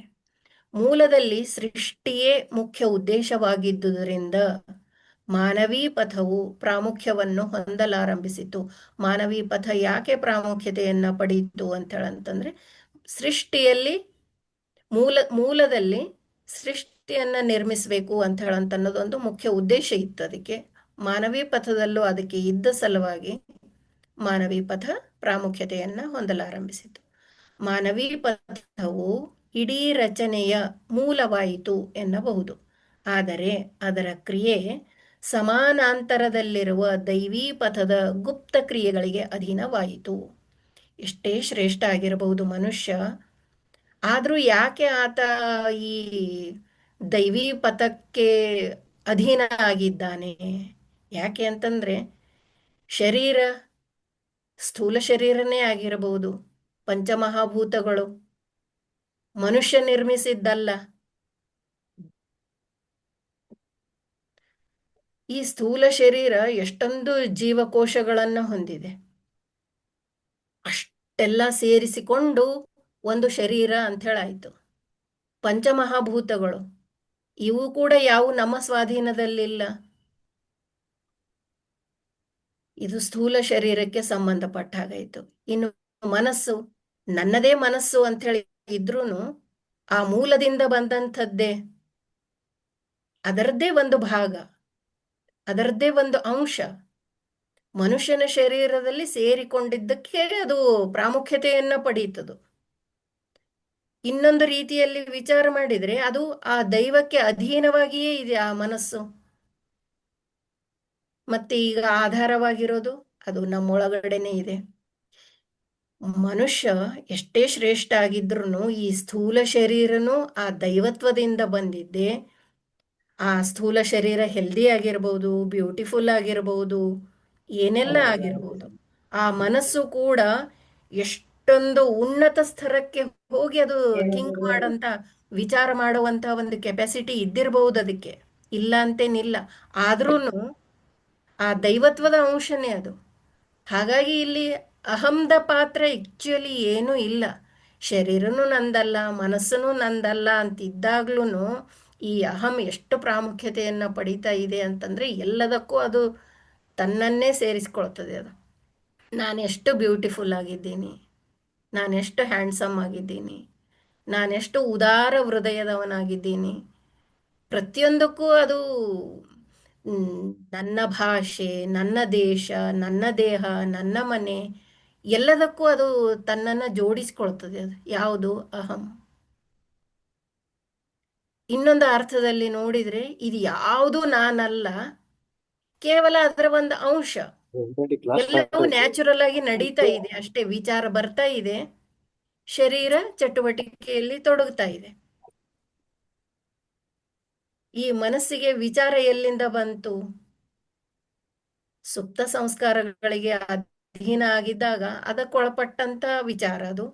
ಪ್ರಜ್ಞಾಪೂರ್ವಕವಾಗಿ ಇದ್ದೆ ಅಂತ ಹೇಳಂತಂದ್ರೆ ಪ್ರಜ್ಞೆಯಲ್ಲಿ ಬಂದಂಥ ವಿಚಾರ. ವಿಚಾರವಾದ್ರೂ ಬಂದಿದ್ದೆಲ್ಲಿಂದ? ಹೀಗೆ ನಾವು ಸ್ವಲ್ಪ ಡೀಪರ್ ಲೆವೆಲ್ಗೆ ಹೋಗ್ತಾ ಇದ್ದ ಹಾಗೆ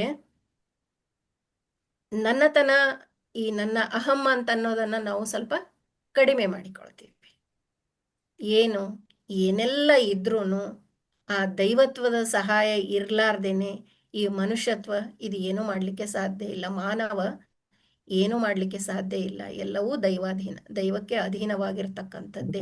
ಆ ಗುಪ್ತ ಕ್ರಿಯೆಗಳಿಗೆ ಅಧೀನವಾಗಿನೇ ನಾನಿದ್ದೀನಿ ಅಂತನ್ನೋ ಅರಿವು ಯಾವಾಗ ಬರುತ್ತೋ ನಮಗೆ, ಆವಾಗ ಅಹಂ ತಕ್ಕ ಮಟ್ಟಿಗೆ ಕಡಿಮೆ ಆಗ್ಲಿಕ್ಕೆ ಶುರು ಮಾಡುತ್ತೆ. ಇಲ್ಲಾಂದ್ರೆ ಅದು ಅಷ್ಟು ಸರಳವಾಗಿ ಮಣಿಯುವಂತ ಟೇಮ್ ದ ಈಗೋ ಅಂತ ಹೇಳ್ತಾರೆ. ಅಹಮ್ಮನ್ನ ಪಳಗಿಸಬೇಕು ಅಂತ ಹೇಳ್ತಾರೆ. ಪ್ರಾಣಿಗಳಿಗೆ ಹೇಗೆ ಪಳಗಿಸುವುದು ಅಂತೇಳಿ ಒಂದು ಶಬ್ದ ಉಪಯೋಗಿಸ್ತೀವಲ್ಲ, ಅದೇ ಥರ ಈ ಅಹಮ್ಮನ್ನು ಪಳಗಿಸುವುದು ಅಂತನ್ನೋ ಒಂದು ಶಬ್ದ ಉಪಯೋಗಿಸಿದ್ದಾರೆ. ಅಷ್ಟು ಸರಳಾಗಿ ಅದು ಬಗ್ಗಲ್ಲ. ಸಂಕ್ಷೇಪದಲ್ಲಿ ಹೇಳುವುದಾದರೆ ಮಾನವತೆ ದೈವತ್ವದೊಡನೆ ಹೊಂದಿಕೊಂಡು ಸಮಾನಾಂತರವಾಗಿರಲು ತೊಡಗಿತು. ಆ ಹಂತಕ್ಕೆ ಬಂದಾಗ ಅದರ ಜೊತೆಗೆ ಅದು ಇರಲಿಕ್ಕೆ ಶುರು ಮಾಡಿತು. ಪ್ರತಿಯೊಂದು ವಸ್ತುವು ಮಾನವತೆಯ ವರ್ಗದಲ್ಲಿಯೇ ಬರುತ್ತದೆ, ಆದರೆ ಪ್ರತಿಯೊಂದು ವಸ್ತುವಿನ ಮೂಲದಲ್ಲಿ ದೈವತ್ವವಿದೆ. ಮನುಷ್ಯನಿಗೆ ಸಂಬಂಧಪಟ್ಟ ಯಾವುದೂ ಇರಬಹುದು, ಆದರೆ ಅದು ಪ್ರತಿಯೊಂದು ಅದರ ಮೂಲದಲ್ಲಿ ದೈವತ್ವವನ್ನೇ ಹೊಂದಿದಂಥದ್ದು. ಬ್ರದರ್,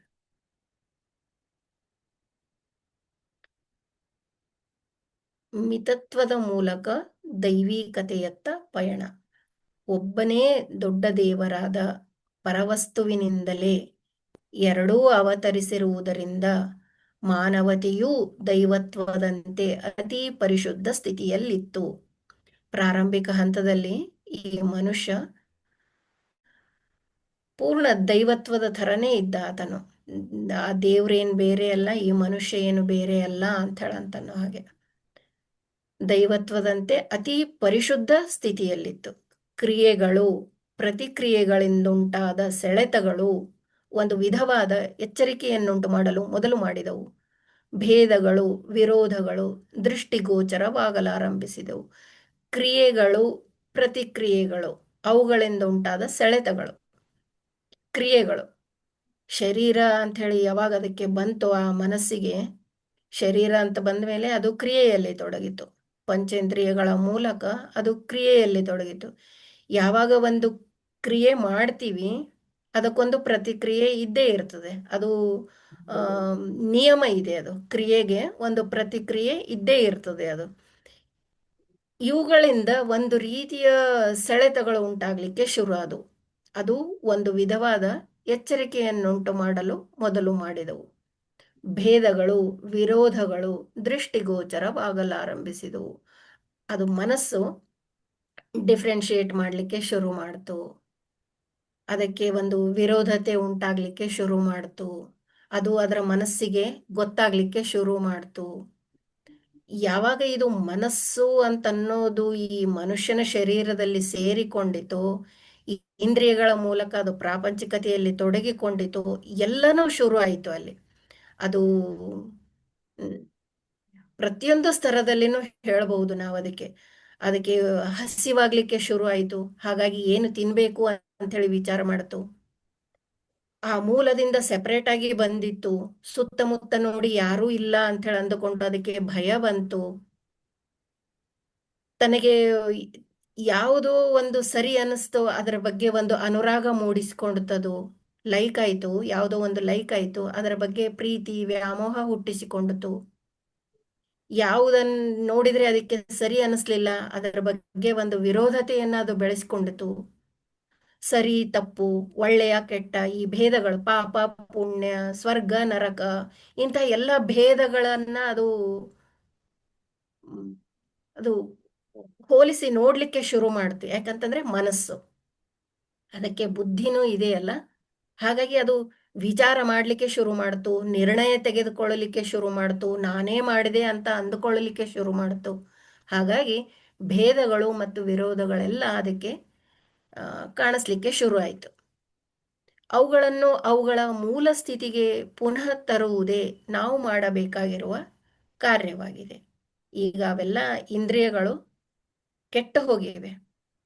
ಮಿತತ್ವದಲ್ಲಿ ಇಲ್ಲ, ಸಮತ್ವದಲ್ಲಿ ಇಲ್ಲ, ಪರಿಶುದ್ಧವಾಗಿ ಇಲ್ಲ. ಉಪಯೋಗಿಸ್ಕೊಳ್ಬೇಕು. ಶರೀರದಲ್ಲಿ ಇದೆ ಈ ಮನಸ್ಸು ಅಂತಂದ ಮೇಲೆ ಈ ಶರೀರವನ್ನು ನಾವು ಸರಿಯಾಗಿ ಉಪಯೋಗಿಸ್ಕೊಳ್ಬೇಕು. ಆದರೆ ಅದು ತನ್ನ ಬ್ಯಾಲೆನ್ಸನ್ನು ಕಳೆದುಕೊಂಡಿದೆ. ಅದು ಪ್ರಾಪಂಚಿಕತೆಯಲ್ಲೇ ಹೆಚ್ಚಿಗೆ ತೊಡಗಿ ತನ್ನ ಮೂಲ ಸ್ಥಿತಿಯನ್ನು ಅದು ಮರೆತು ಬಿಟ್ಟಿದೆ. ಹಾಗಾಗಿ ಆ ಮೂಲ ಸ್ಥಿತಿಯನ್ನು ಈಗ ನೆನಪಿಗೆ ತರಬೇಕಾಗಿದೆ ಅದಕ್ಕೆ. ಹಾಗಾಗಿನೇ ಈಗ ಇಲ್ಲಿ ಗುರುವಿನ ಆಗಮನ. ಗುರು ನಮ್ಮ ಜೀವನದಲ್ಲಿ ಅದು ಯಾವುದು ಜನ್ಮದ ಪುಣ್ಯನೋ ಬರ್ತಾರೆ, ಬಂದು ಇದರಲ್ಲೇ ತೊಡಗಬೇಡ, ನಿನ್ನ ಮೂಲ ಇದು ಅಂತಂತೇಳಿ ಕೊಡ್ಲಿಕ್ಕೆ ನಮ್ಗೆ ಬರ್ತಾರೆ. ಹಾಗಾಗಿನೇ ಅಧ್ಯಾತ್ಮ ಅಂತ ಅನ್ನೋದು ಒಂದು ವಿಜ್ಞಾನನೂ ಮತ್ತು ಒಂದು ಕಲೆ ಅಂತಾನೂ ಹೇಳ್ತಾರೆ. ಜೀವನವನ್ನು ಜೀವಿಸುವ ಒಂದು ಕಲೆ ಅದು. ಬರೀ ನಾವು ಕಣ್ಣು ಮುಚ್ಕೊಂಡು ಕೂತು ಹೇಳುವಂಥವ್ರಲ್ಲ. ಇದರಿಂದ ನಾವು ಬಹಳಷ್ಟನ್ನ ತಿಳಿದುಕೊಳ್ತೀವಿ. ತಿಳಿದುಕೊಂಡಿದ್ದನ್ನ ನಮ್ಮ ಜೀವನದಲ್ಲಿ ಅಳವಡಿಸಿಕೊಳ್ಳಲಿಕ್ಕೆ ನಾವು ಪ್ರಯತ್ನ ಮಾಡ್ತೀವಿ. ಸುಮ್ಮನೆ ಬರೀ ತಿಳಿದುಕೊಳ್ಳೋದ್ರಿಂದಲೂ ಏನೂ ಉಪಯೋಗ ಇಲ್ಲ. ಬರೀ ಜ್ಞಾನ ಉಪಯೋಗ ಇಲ್ಲ. ಆ ಜ್ಞಾನ ನಮ್ಮ ಕರ್ಮಗಳಲ್ಲಿ ವ್ಯಕ್ತ ಆಗಬೇಕು. ಆಗ್ಲಿಲ್ಲ ಅಂತಂದ್ರೆ ಅಂಥ ಜ್ಞಾನ ಯಾವ ಉಪಯೋಗಕ್ಕೂ ಇಲ್ಲ.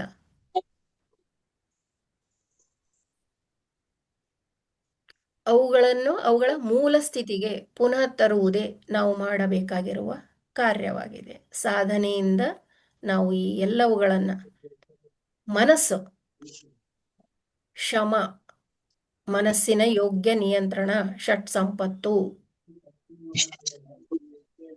ಯೋಗ್ಯ ನಿಯಂತ್ರಣಕ್ಕೆ ಮತ್ತೆ ತರಬೇಕಾಗಿದೆ, ಮೂಲ ಸ್ಥಿತಿಗೆ ತರಬೇಕಾಗಿದೆ. ಅಥವಾ ಬೇರೆ ಮಾತುಗಳಲ್ಲಿ ಹೇಳುವುದಾದರೆ ದೇವತ್ವದೊಡನೆ ತಮ್ಮ ಸಂಬಂಧವನ್ನು ಇಟ್ಟುಕೊಳ್ಳುವಂತೆ ಸಮತೆ ಮತ್ತು ಶಾಂತಿಯ ಸ್ಥಿತಿಗೆ ಅವುಗಳನ್ನು ತರುವುದು ಎನ್ನುವುದು. ಮನಸ್ಸಿನ ಯೋಗ್ಯ ನಿಯಂತ್ರಣ ಆದಾಗ ಮಾತ್ರ ಸಮತ್ವ, ಮಿತತ್ವ, ಶಾಂತಿ, ಆ ಒಂದು ಸ್ಥಿತಿಗಳಿಗೆ ನಾವು ಬರ್ತೀವಿ. ಸಹಜ ಮಾರ್ಗದಲ್ಲಿ ಸರಿಯಾದ ಮಿತತ್ವವನ್ನು ಸಾಧಿಸುವ ಮೂಲಕ ದೈವತ್ವದೊಂದಿಗಿನ ಈ ಸಮನ್ವಯವನ್ನು ಸಾಧಿಸಲಾಗುತ್ತದೆ. ಸರಿಯಾದ ಮಿತತ್ವವನ್ನು ಸಾಧಿಸುವ ಮೂಲಕ, ಮಿತತ್ವ ಪ್ರತಿಯೊಂದರಲ್ಲೂ ಬರ್ತದೆ. ಇದು ಮಿತತ್ವ ಅಂತ ಹೇಳಂತಂದ್ರೆ ನಮ್ಮ ಓವರ್ ಆಲ್ ಲೈಫ್ ಸ್ಟೈಲ್ನಲ್ಲಿ ಬರ್ತದೆ. ಅದು ಅತಿಯಾದದ್ದು ಯಾವುದು ಅಲ್ಲಿ ಇಲ್ಲ, ಅಷ್ಟೇ. ಅದಕ್ಕಿಂತಲೂ ಹೆಚ್ಚಿಗೆ ನಾವು ತಲೆ ಕೆಡಿಸ್ಕೊಳ್ಳಬೇಕಾದಂತ ಅಗತ್ಯ ಇಲ್ಲ. ಅಲ್ಲಿ ಎಷ್ಟು ನಮ್ಮ ಜೀವನಕ್ಕೆ ಬೇಕೋ ಅಷ್ಟನ್ನೇ ನಾವು ಬಳಸ್ಕೊಳ್ತೀವಿ. ಹೆಚ್ಚಿಗಿದ್ದಿದ್ದು ಇಲ್ಲ, ನಮಗೆ ಬೇಕಿಲ್ಲ ಅದು. ನಮ್ಮ ಕರ್ತವ್ಯಗಳನ್ನ ನಾವು ನೆರವೇರಿಸಲಿಕ್ಕೆ, ಈ ಕರ್ತವ್ಯದ ಮೂಲಕ ಆ ಕರ್ತವ್ಯವನ್ನ ಸಾಧಿಸ್ಲಿಕ್ಕೆ, ಕರ್ತವ್ಯದ ಮೂಲಕ ಕರ್ತವ್ಯಕ್ಕಾಗಿ ಕರ್ತವ್ಯ ಅಂತನೋ ಶಬ್ದ ಬಳಸಿದಾರಲ್ಲ, ಅದಕ್ಕಾಗಿ ಆ ಕರ್ತವ್ಯವನ್ನ ಈಡೇರಿಸುವ ಸಲುವಾಗಿ ಈ ಪ್ರಪಂಚದಲ್ಲಿ ನಾವೇನು ಕರ್ತವ್ಯಗಳನ್ನ ಮಾಡ್ತೀವಿ, ಈ ಕರ್ತವ್ಯಗಳನ್ನ ನೆರವೇರಿಸುವುದರ ಸಲುವಾಗಿ ಏನೇನೆಲ್ಲವುಗಳನ್ನ ನಾನು ಬಳಸಿಕೊಳ್ತೀನಿ. ಪ್ರಾಪಂಚಿಕತೆಯಲ್ಲಾಯ್ತು, ಮಾನಸಿಕ ಸ್ತರದಲ್ಲಾಯ್ತು. ಒಂದು ಮಿತತ್ವ, ಇದು ಓವರ್ ಆಲ್ ಲೈಫ್ ಸ್ಟೈಲಿಗೆ ಸಂಬಂಧಪಟ್ಟಂಥದ್ದು. ಇದನ್ನು ಸಾಧಿಸುವ ಮೂಲಕ ದೈವತ್ವದೊಂದಿಗಿನ ಈ ಸಮನ್ವಯವನ್ನ ಸಾಧಿಸಲಾಗುತ್ತದೆ. ಈ ಒಂದು ಮಿತತ್ವವನ್ನ ನಾವು ಸಾಧಿಸಿದೆವು ಅಂತ ಹೇಳಂತಂದ್ರೆ ದೈವತ್ವದ ಜೊತೆಗೆ ನಾವು ಸಮನ್ವಯತೆ ಸಾಧಿಸ್ತೀವಿ, ಅದರ ಜೊತೆಗೇನೆ ಹೊಂದಿಕೊಂಡು ಹೋಗ್ತೀವಿ ನಾವು. ಅದು ಇದು ಎರಡು ಸರಿಸಮವಾಗಿ ನಡೀತಾ ಇರ್ತವೆ. ಆ ದೈವಿ ಪಥ, ಈ ಮಾನವಿ ಪಥ. ಮಾನವನ ಸಂಪೂರ್ಣ ದೈವೀಕರಣದ ನಿಜವಾದ ಅರ್ಥವನ್ನು ಜನರು ಸಂಪೂರ್ಣವಾಗಿ ಅರ್ಥ ಮಾಡಿಕೊಳ್ಳುವುದೇ ಪ್ರಕೃತಿ ರಹಸ್ಯ. ಪ್ರಕೃತಿ ಯಾಕೆ ನಿರ್ಮಾಣ ಆಯಿತು? ಯಾಕಾದ್ರೂ ಆ ದೇವರು ಈ ಸೃಷ್ಟಿಯನ್ನ ನಿರ್ಮಾಣ ಮಾಡ್ದ? ನಾವು ಸಮಸ್ಯೆಗಳನ್ನ ಎದುರಿಸ್ತಾ ಇರ್ಬೇಕಾದ್ರೆ ಅನ್ಕೊಳ್ತೀವಿ, ಯಾಕಾದ್ರೂ ದೇವ್ರ ಸೃಷ್ಟಿ ನಿರ್ಮಾಣ ಮಾಡಿದ್ನಪ್ಪ ಅಂತ. ಅದಕ್ಕೆ ಬಾಬೂಜಿ ಅವರು ಫನ್ನಿ ವೇನಲ್ಲಿ ಒಬ್ರಿಗೆ ಏನ್ ಆನ್ಸರ್ ಕೊಟ್ಟಿದ್ರು ಅಂದ್ರೆ, ಆ ದೇವ್ರು ನನಗೇನಾದ್ರೂ ಸಿಕ್ನು ಅಂತ ಹೇಳಂತಂದ್ರೆ ಕೇಳಿ ಹೇಳ್ತೀನಪ್ಪ ನಿಂಗೆ ಅಂತಂತೇಳಿ. ಅಂದ್ರೆ ಈ ಪ್ರಕೃತಿಯ ರಹಸ್ಯ ಏನಿದೆ? ಈಗ ಮನುಷ್ಯ ಸಂಪೂರ್ಣ ದೈವೀಕರಣಗೊಳ್ಳಬೇಕು. ಅದು ದೈವತ್ವವನ್ನ ಮರೆತು ಪ್ರಪಂಚದಲ್ಲಿಯೇ ಮುಳುಗಿ ಬಿಟ್ಟಿದೆ. ಅದು ನೋಡ್ತದೆ, ಅದು ಸಾವಿರಾರು ಜನರು ಸಾಯೋದನ್ನ ನೋಡ್ತೀವಿ. ವೈರಾಗ್ಯದ ಬಗ್ಗೆ ಗೊತ್ತಿದೆ, ವಿವೇಕದ ಬಗ್ಗೆ ಗೊತ್ತಿದೆ, ದೇವ್ರು ಅಂತಂತ ಹೇಳಿ ಕೇಳ್ತೀವಿ. ಏನೆಲ್ಲ ಇದ್ರೂನು ಆ ಯಾವ ವಿಷಯಗಳು ನಮ್ಮ ರಕ್ತದಲ್ಲಿ ಅವು ರಕ್ತಗತ ಆಗಿ ಹೋದಂತಹ ವಿಷಯಗಳಲ್ಲವು. ಹಾಗಾಗಿ ನಾವು ಎಡುತ್ತಾನೆ ಇರ್ತೀವಿ, ಪ್ರಾಪಂಚಿಕತೆಯಲ್ಲಿ ಮುಳುಗಿದವರಾಗಿಯೇ ಇರ್ತೀವಿ. ಇಂಥ ಮನುಷ್ಯನನ್ನ ಪೂರ್ಣ ದೈವಿಮಯಗೊಳಿಸುವುದು, ಯಾಕಂದ್ರೆ ಮೊದಲು ಪಶುಮಾನವ ಇರ್ತಾನೆ, ಆಮೇಲೆ ಸ್ವಲ್ಪ ಮಾನವತೆಯ ಗುಣಗಳು, ಕೊನೆಗೆ ಈತನನ್ನ ದೈವೀಕರಣಗೊಳಿಸ್ಬೇಕಾಗಿದೆ. ಸೃಷ್ಟಿಯ ರಹಸ್ಯ ಅದೇ. ಕೊನೆಗೆ ಆತ ಅದರಿಂದಲೇನೆ ಹೊರಹೊಮ್ಮಿದ್ದಾಗಿದ್ರು ತನ್ನ ತನಕ ಅದು ಮತ್ತೆ ತನ್ನೊಳಗಡೆ ಬಂದು ಸೇರ್ಬೇಕು ಅಂತ ಹೇಳಂತಂದ್ರೆ, ನಾನು ಹೇಗೆ ಕಳಿಸಿದ್ದೆ ನಿನಗೆ, ಮತ್ತೆ ನೀನು ಹಾಗೇ ಆಗಿ ಬಂದ್ರೆ ಮಾತ್ರ ನಿನ್ನನ್ನ ಕರೆದುಕೊಳ್ಳೋದು ಅಂತ ಹೇಳ್ತಾ ಇದೆ ಅದು ಪ್ರಕೃತಿ. ಅದರ ರಹಸ್ಯ ಇದೆ ಅದು. ಅಂದ್ರೆ ಮನುಷ್ಯ ಪೂರ್ಣ ದೈವಿಮಯ ಆಗಬೇಕು ಬ್ರದರ್.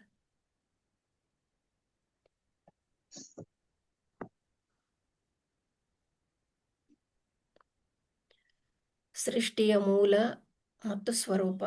ವಿಶ್ವದ ಅಭಿವ್ಯಕ್ತಿಗೆ ಕಾರಣವಾದ ಈ ಮೂಲ ಚಲನೆ ಅಥವಾ ಕ್ಷೋಭವು ಪರವಸ್ತುವಿನ ಗುಪ್ತ ಇಚ್ಛೆಯಿಂದ ಕ್ರಿಯಾರೂಪಕ್ಕೆ ಬಂದಿತು.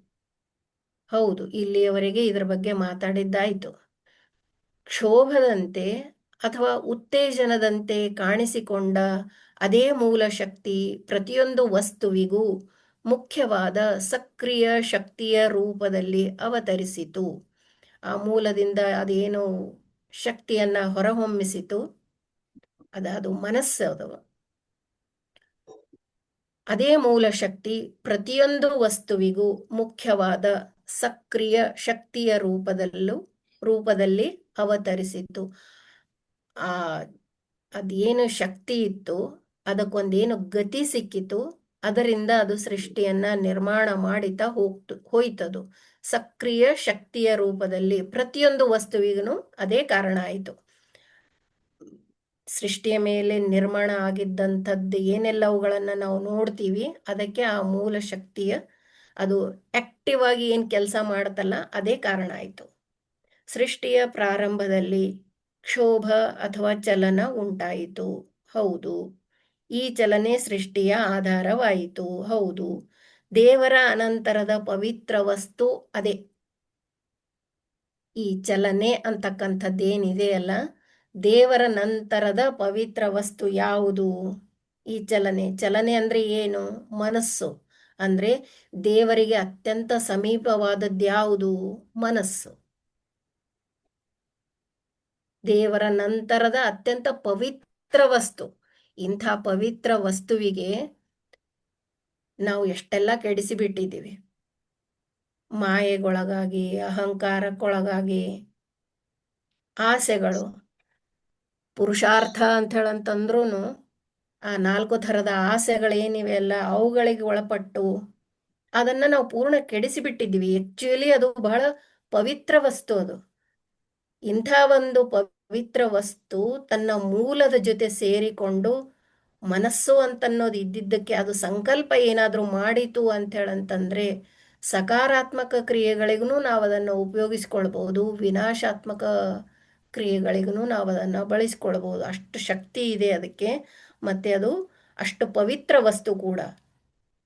ಈ ಚಲನೆಯಿಂದ ಶಕ್ತಿ ಹುಟ್ಟಿ ಅಥವಾ ಈ ಮನಸ್ಸಿನಿಂದಲೇ ಶಕ್ತಿ ಹುಟ್ಟಿ ಅನಂತರ ಅದು ಸೃಷ್ಟಿಗೆ ಕಾರಣವಾಯಿತು. ಯಾಕಂದ್ರೆ ಅಲ್ಲಿ ಮನಸ್ಸು ಅಂತನ್ನೋದು ಇತ್ತಲ್ಲ, ಅದಕ್ಕೊಂದು ಶಕ್ತಿ ಅಂತನ್ನೋದು ಇದ್ದ ಸಲುವಾಗಿ ಅದು ಸೃಷ್ಟಿಯ ನಿರ್ಮಾಣಕ್ಕೆ ಕಾರಣ ಆಯಿತು.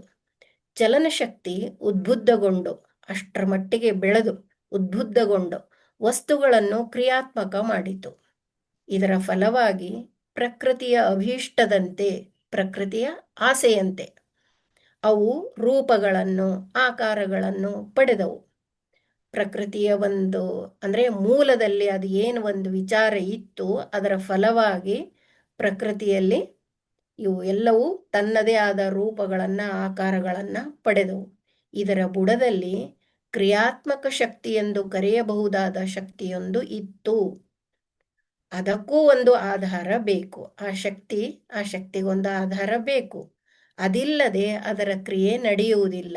ಆ ಆಧಾರವೇ ಪರವಸ್ತು. ಮತ್ತೆ ಅಲ್ಲಿಗೆ ಬಂದು ಮುಟ್ಟಿದೆವು ನಾವು. ಅದನ್ನ ನಾವು ಪರವಸ್ತು ಅಂತ ಹೇಳ್ಬಹುದು, ಪರಾಶಕ್ತಿ, ಆದಿಶಕ್ತಿ, ದೇವ್ರು, ಆಧಾರ, ಪರಬ್ರಹ್ಮ, ಶೂನ್ಯ. ಬಾಬೂಜಿಯವರು ಅದಕ್ಕೆ ಕೇಂದ್ರ ಅಂತ ಹೇಳಿದ್ರು. ಕೇಂದ್ರದಿಂದಲೇ ಎಲ್ಲವೂ ಹೊರಹೊಮ್ಮಿತ್ತು ಅಂತಂತ ಹೇಳಿದ್ರು. ಯಾಕಂದ್ರೆ ದೇವರು ಅಂತಂದು ಕೂಡಲೇ ನನ್ನ ದೇವರು, ನಿನ್ನ ದೇವರು ಅಂತಂತ ಹೇಳಿ ಜಗಳಗಳು ಶುರು ಆಗ್ತವೆ. ಹಾಗಾಗಿ ಈ ದೇವರು ಅಂತನ್ನೋ ಶಬ್ದನೇ ಬೇಡ, ಕೇಂದ್ರ ಅಂತನ್ನೋ ಶಬ್ದವನ್ನ ಬಳಸಿದ್ರು ಅವರು. ಚಲನಶಕ್ತಿ ಅದಕ್ಕೊಂದು ಆಧಾರ. ಅಂದ್ರೆ ಚಲನಶಕ್ತಿ ಅಂದ್ರೆ ಏನು? ಮನಸ್ಸು. ಮನಸ್ಸಿಗೆ ಶಕ್ತಿ ಇತ್ತು, ಅದು ಕ್ರಿಯೆಗೊಳಗಾಯಿತು. ಹಾಗಾಗಿ ಅದು ಜಡ ಚೇತನ ಎಲ್ಲವುಗಳನ್ನ ನಿರ್ಮಾಣ ಮಾಡಿತು. ಪ್ರತಿಯೊಂದು ರೂಪವನ್ನು, ಆಕಾರಗಳನ್ನು ಅವು ಪಡೆದವು. ಆ ಶಕ್ತಿ ಅಂದ್ರೆ ಈ ಮನಸ್ಸೇನಿತ್ತಲ್ಲ, ಈ ಮನಸ್ಸಿನ ಕೆಳಗಡೆ ಒಂದು ಕ್ರಿಯಾತ್ಮಕ ಶಕ್ತಿ ಇತ್ತು. ಮನಸ್ಸಿನ ಒಳಗಡೆ ಅಂತಲೂ ಹೇಳ್ಬಹುದು ನಾವು. ಅದರ ಕೆಳಗಡೆ ಒಂದು ಕ್ರಿಯಾತ್ಮಕ ಶಕ್ತಿ ಇತ್ತು. ಕ್ರಿಯಾತ್ಮಕ ಶಕ್ತಿ ಅದಕ್ಕೆ ಇದ್ರೂನು ಆ ಶಕ್ತಿ ಎಲ್ಲಿಂದ ಬಂತು? ಅದಕ್ಕೊಂದು ಆಧಾರ ಬೇಕು. ಏನೋ ಒಂದು ಬೇಕಲ್ಲ, ಅದು ಎಲ್ಲಿಂದ ಬಂತು ಅಂತ ಹೇಳೋಕೆ. ಏನೋ ಒಂದಿತ್ತು ಅಂತ ಹೇಳಂತೀವಿ. ಆ ಏನೋ ಒಂದು ಅಂತ ಹೇಳಂತ ಅನ್ನೋದೇ ಆ ಆಧಾರನೇ ಪರವಸ್ತು. ಬ್ರದರ್,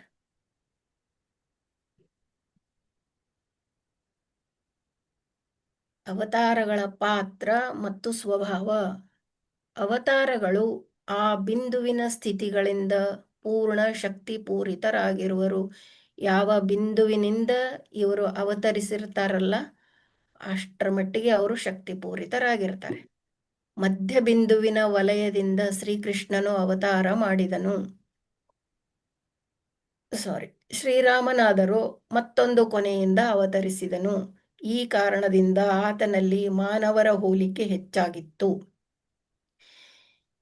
ಈಗ ಮಾಯಾಮಂಡಲದಲ್ಲಿ 5 ಚಕ್ರಗಳಿವೆ, ಇದು ಗೊತ್ತು ನಮಗೆ. ಮನೋಮಂಡಲ 11 ಚಕ್ರಗಳಿವೆ, ಅಹಂಕಾರದ್ದು.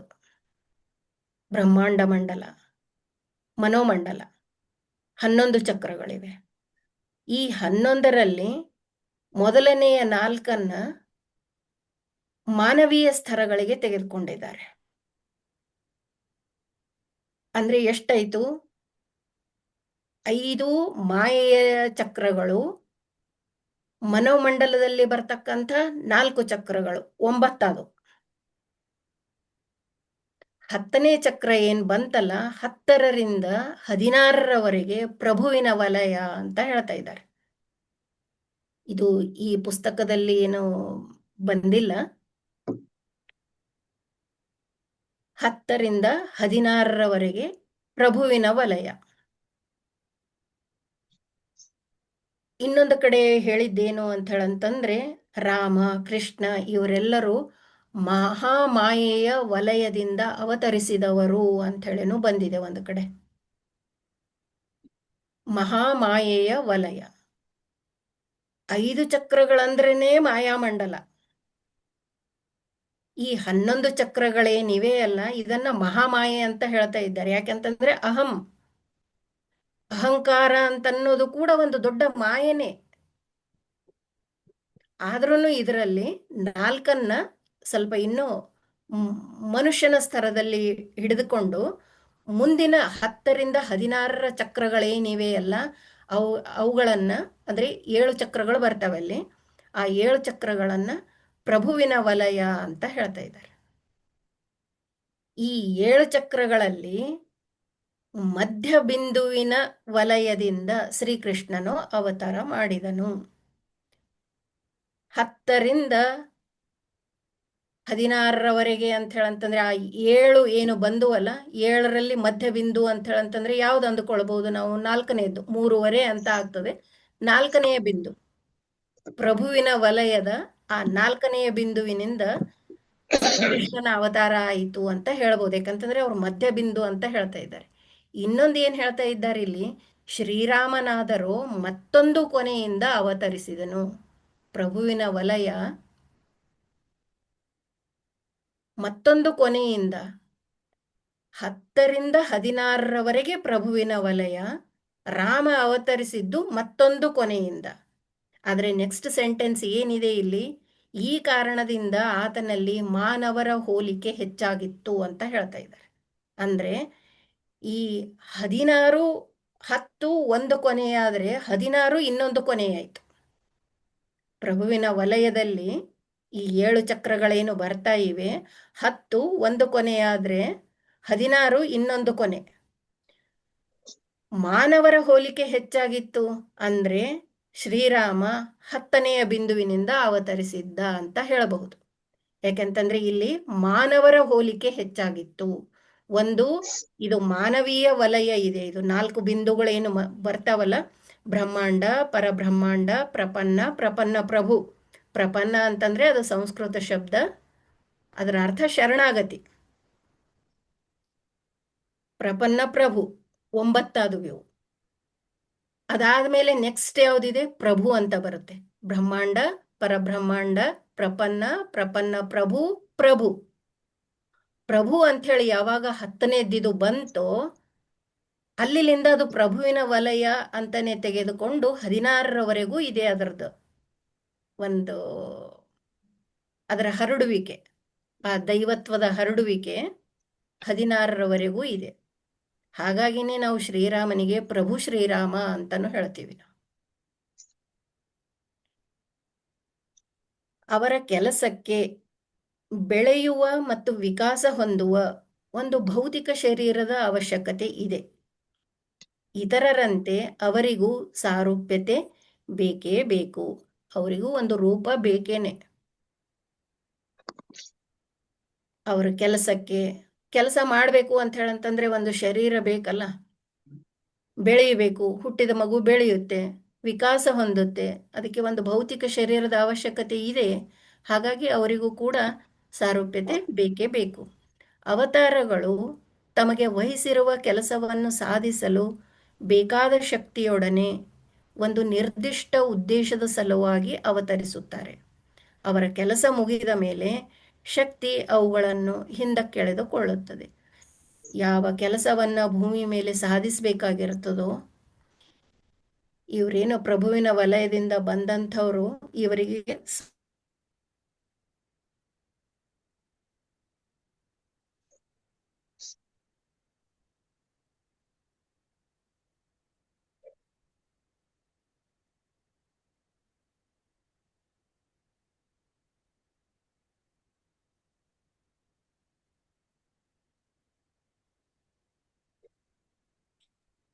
ಸಿಸ್ಟರ್ ಕೇಳಿಸ್ತಾ ಇಲ್ಲ ಸಿಸ್ಟರ್. Disconnect ಆಗಿರ್ಬೇಕನ್ಸುತ್ತೆ sister. 2 ನಿಮಿಷ ವೆಯ್ಟ್ ಮಾಡಿರ್ರಿ, ಬರ್ತಾರೆ.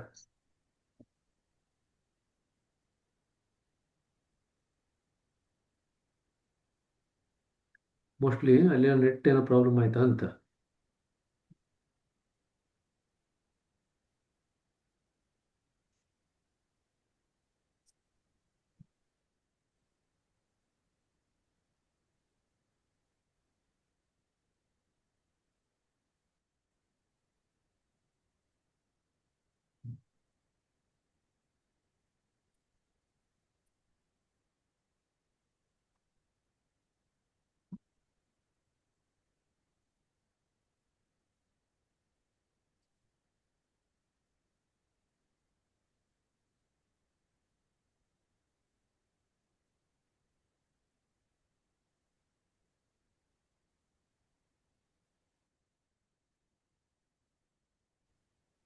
ಸೊ 4ನೇ ಪಾಯಿಂಟ್ ಮಾತಾಡ್ತಾ ಇದ್ದಾರೆ ಸಿಸ್ಟರ್. ಅವತಾರಗಳು ತಮಗೆ ವಹಿಸಿರುವ ಕೆಲಸವನ್ನು ಸಾಧಿಸಲು ಬೇಕಾದ ಶಕ್ತಿಯೊಡನೆ ಒಂದು ನಿರ್ದಿಷ್ಟ ಉದ್ದೇಶದ ಸಲುವಾಗಿ ಅವತರಿಸುತ್ತಾರೆ. ಅವರ ಕೆಲಸ ಮುಗಿದ ಮೇಲೆ ಅವುಗಳನ್ನು ಆ ಶಕ್ತಿಯನ್ನು ಹಿಂದಕ್ಕೆ ತೆಗೆದುಕೊಳ್ಳಲಾಗುತ್ತದೆ. ಹಾಗಾದ್ರೆ ಅವತಾರಗಳಿಗೆ ಒಂದು ಸಾರೂಪ್ಯತೆ ಅಂತ ಬೇಕು. ಹಾಗೆ ನಮ್ಗೆಲ್ರಿಗೂ ಒಂದು ಸಾರೂಪ್ಯತೆ ಅಂತಿದೆ, ಅವತಾರಗಳಿಗೂ ಒಂದು ಸಾರೂಪ್ಯತೆನೇ ಇದೆ. ಸಾರೂಪ್ಯತೆ ಜೊತೆಗೆ ಅವತಾರ ಯಾವುದೇ ಒಂದು ಸತಿ ಆಗ್ಬೇಕಾದ್ರೆ ಅದಕ್ಕೊಂದು ಮೂಲ ಉದ್ದೇಶ ಇರುತ್ತೆ. ಆ ಅವತಾರಕ್ಕೆ ಯಾವುದೋ ಒಂದು ಉದ್ದೇಶ ಇಟ್ಕೊಂಡು ಅವರು ಅವತಾರ ಮಾಡ್ತಾರೆ. ಸೊ ಆ ಮೂಲ ಉದ್ದೇಶ ಏನಿದೆ, ಆ ಮೂಲ ಉದ್ದೇಶಕ್ಕೆ ಬೇಕಾಗಿರ್ತಕ್ಕಂಥ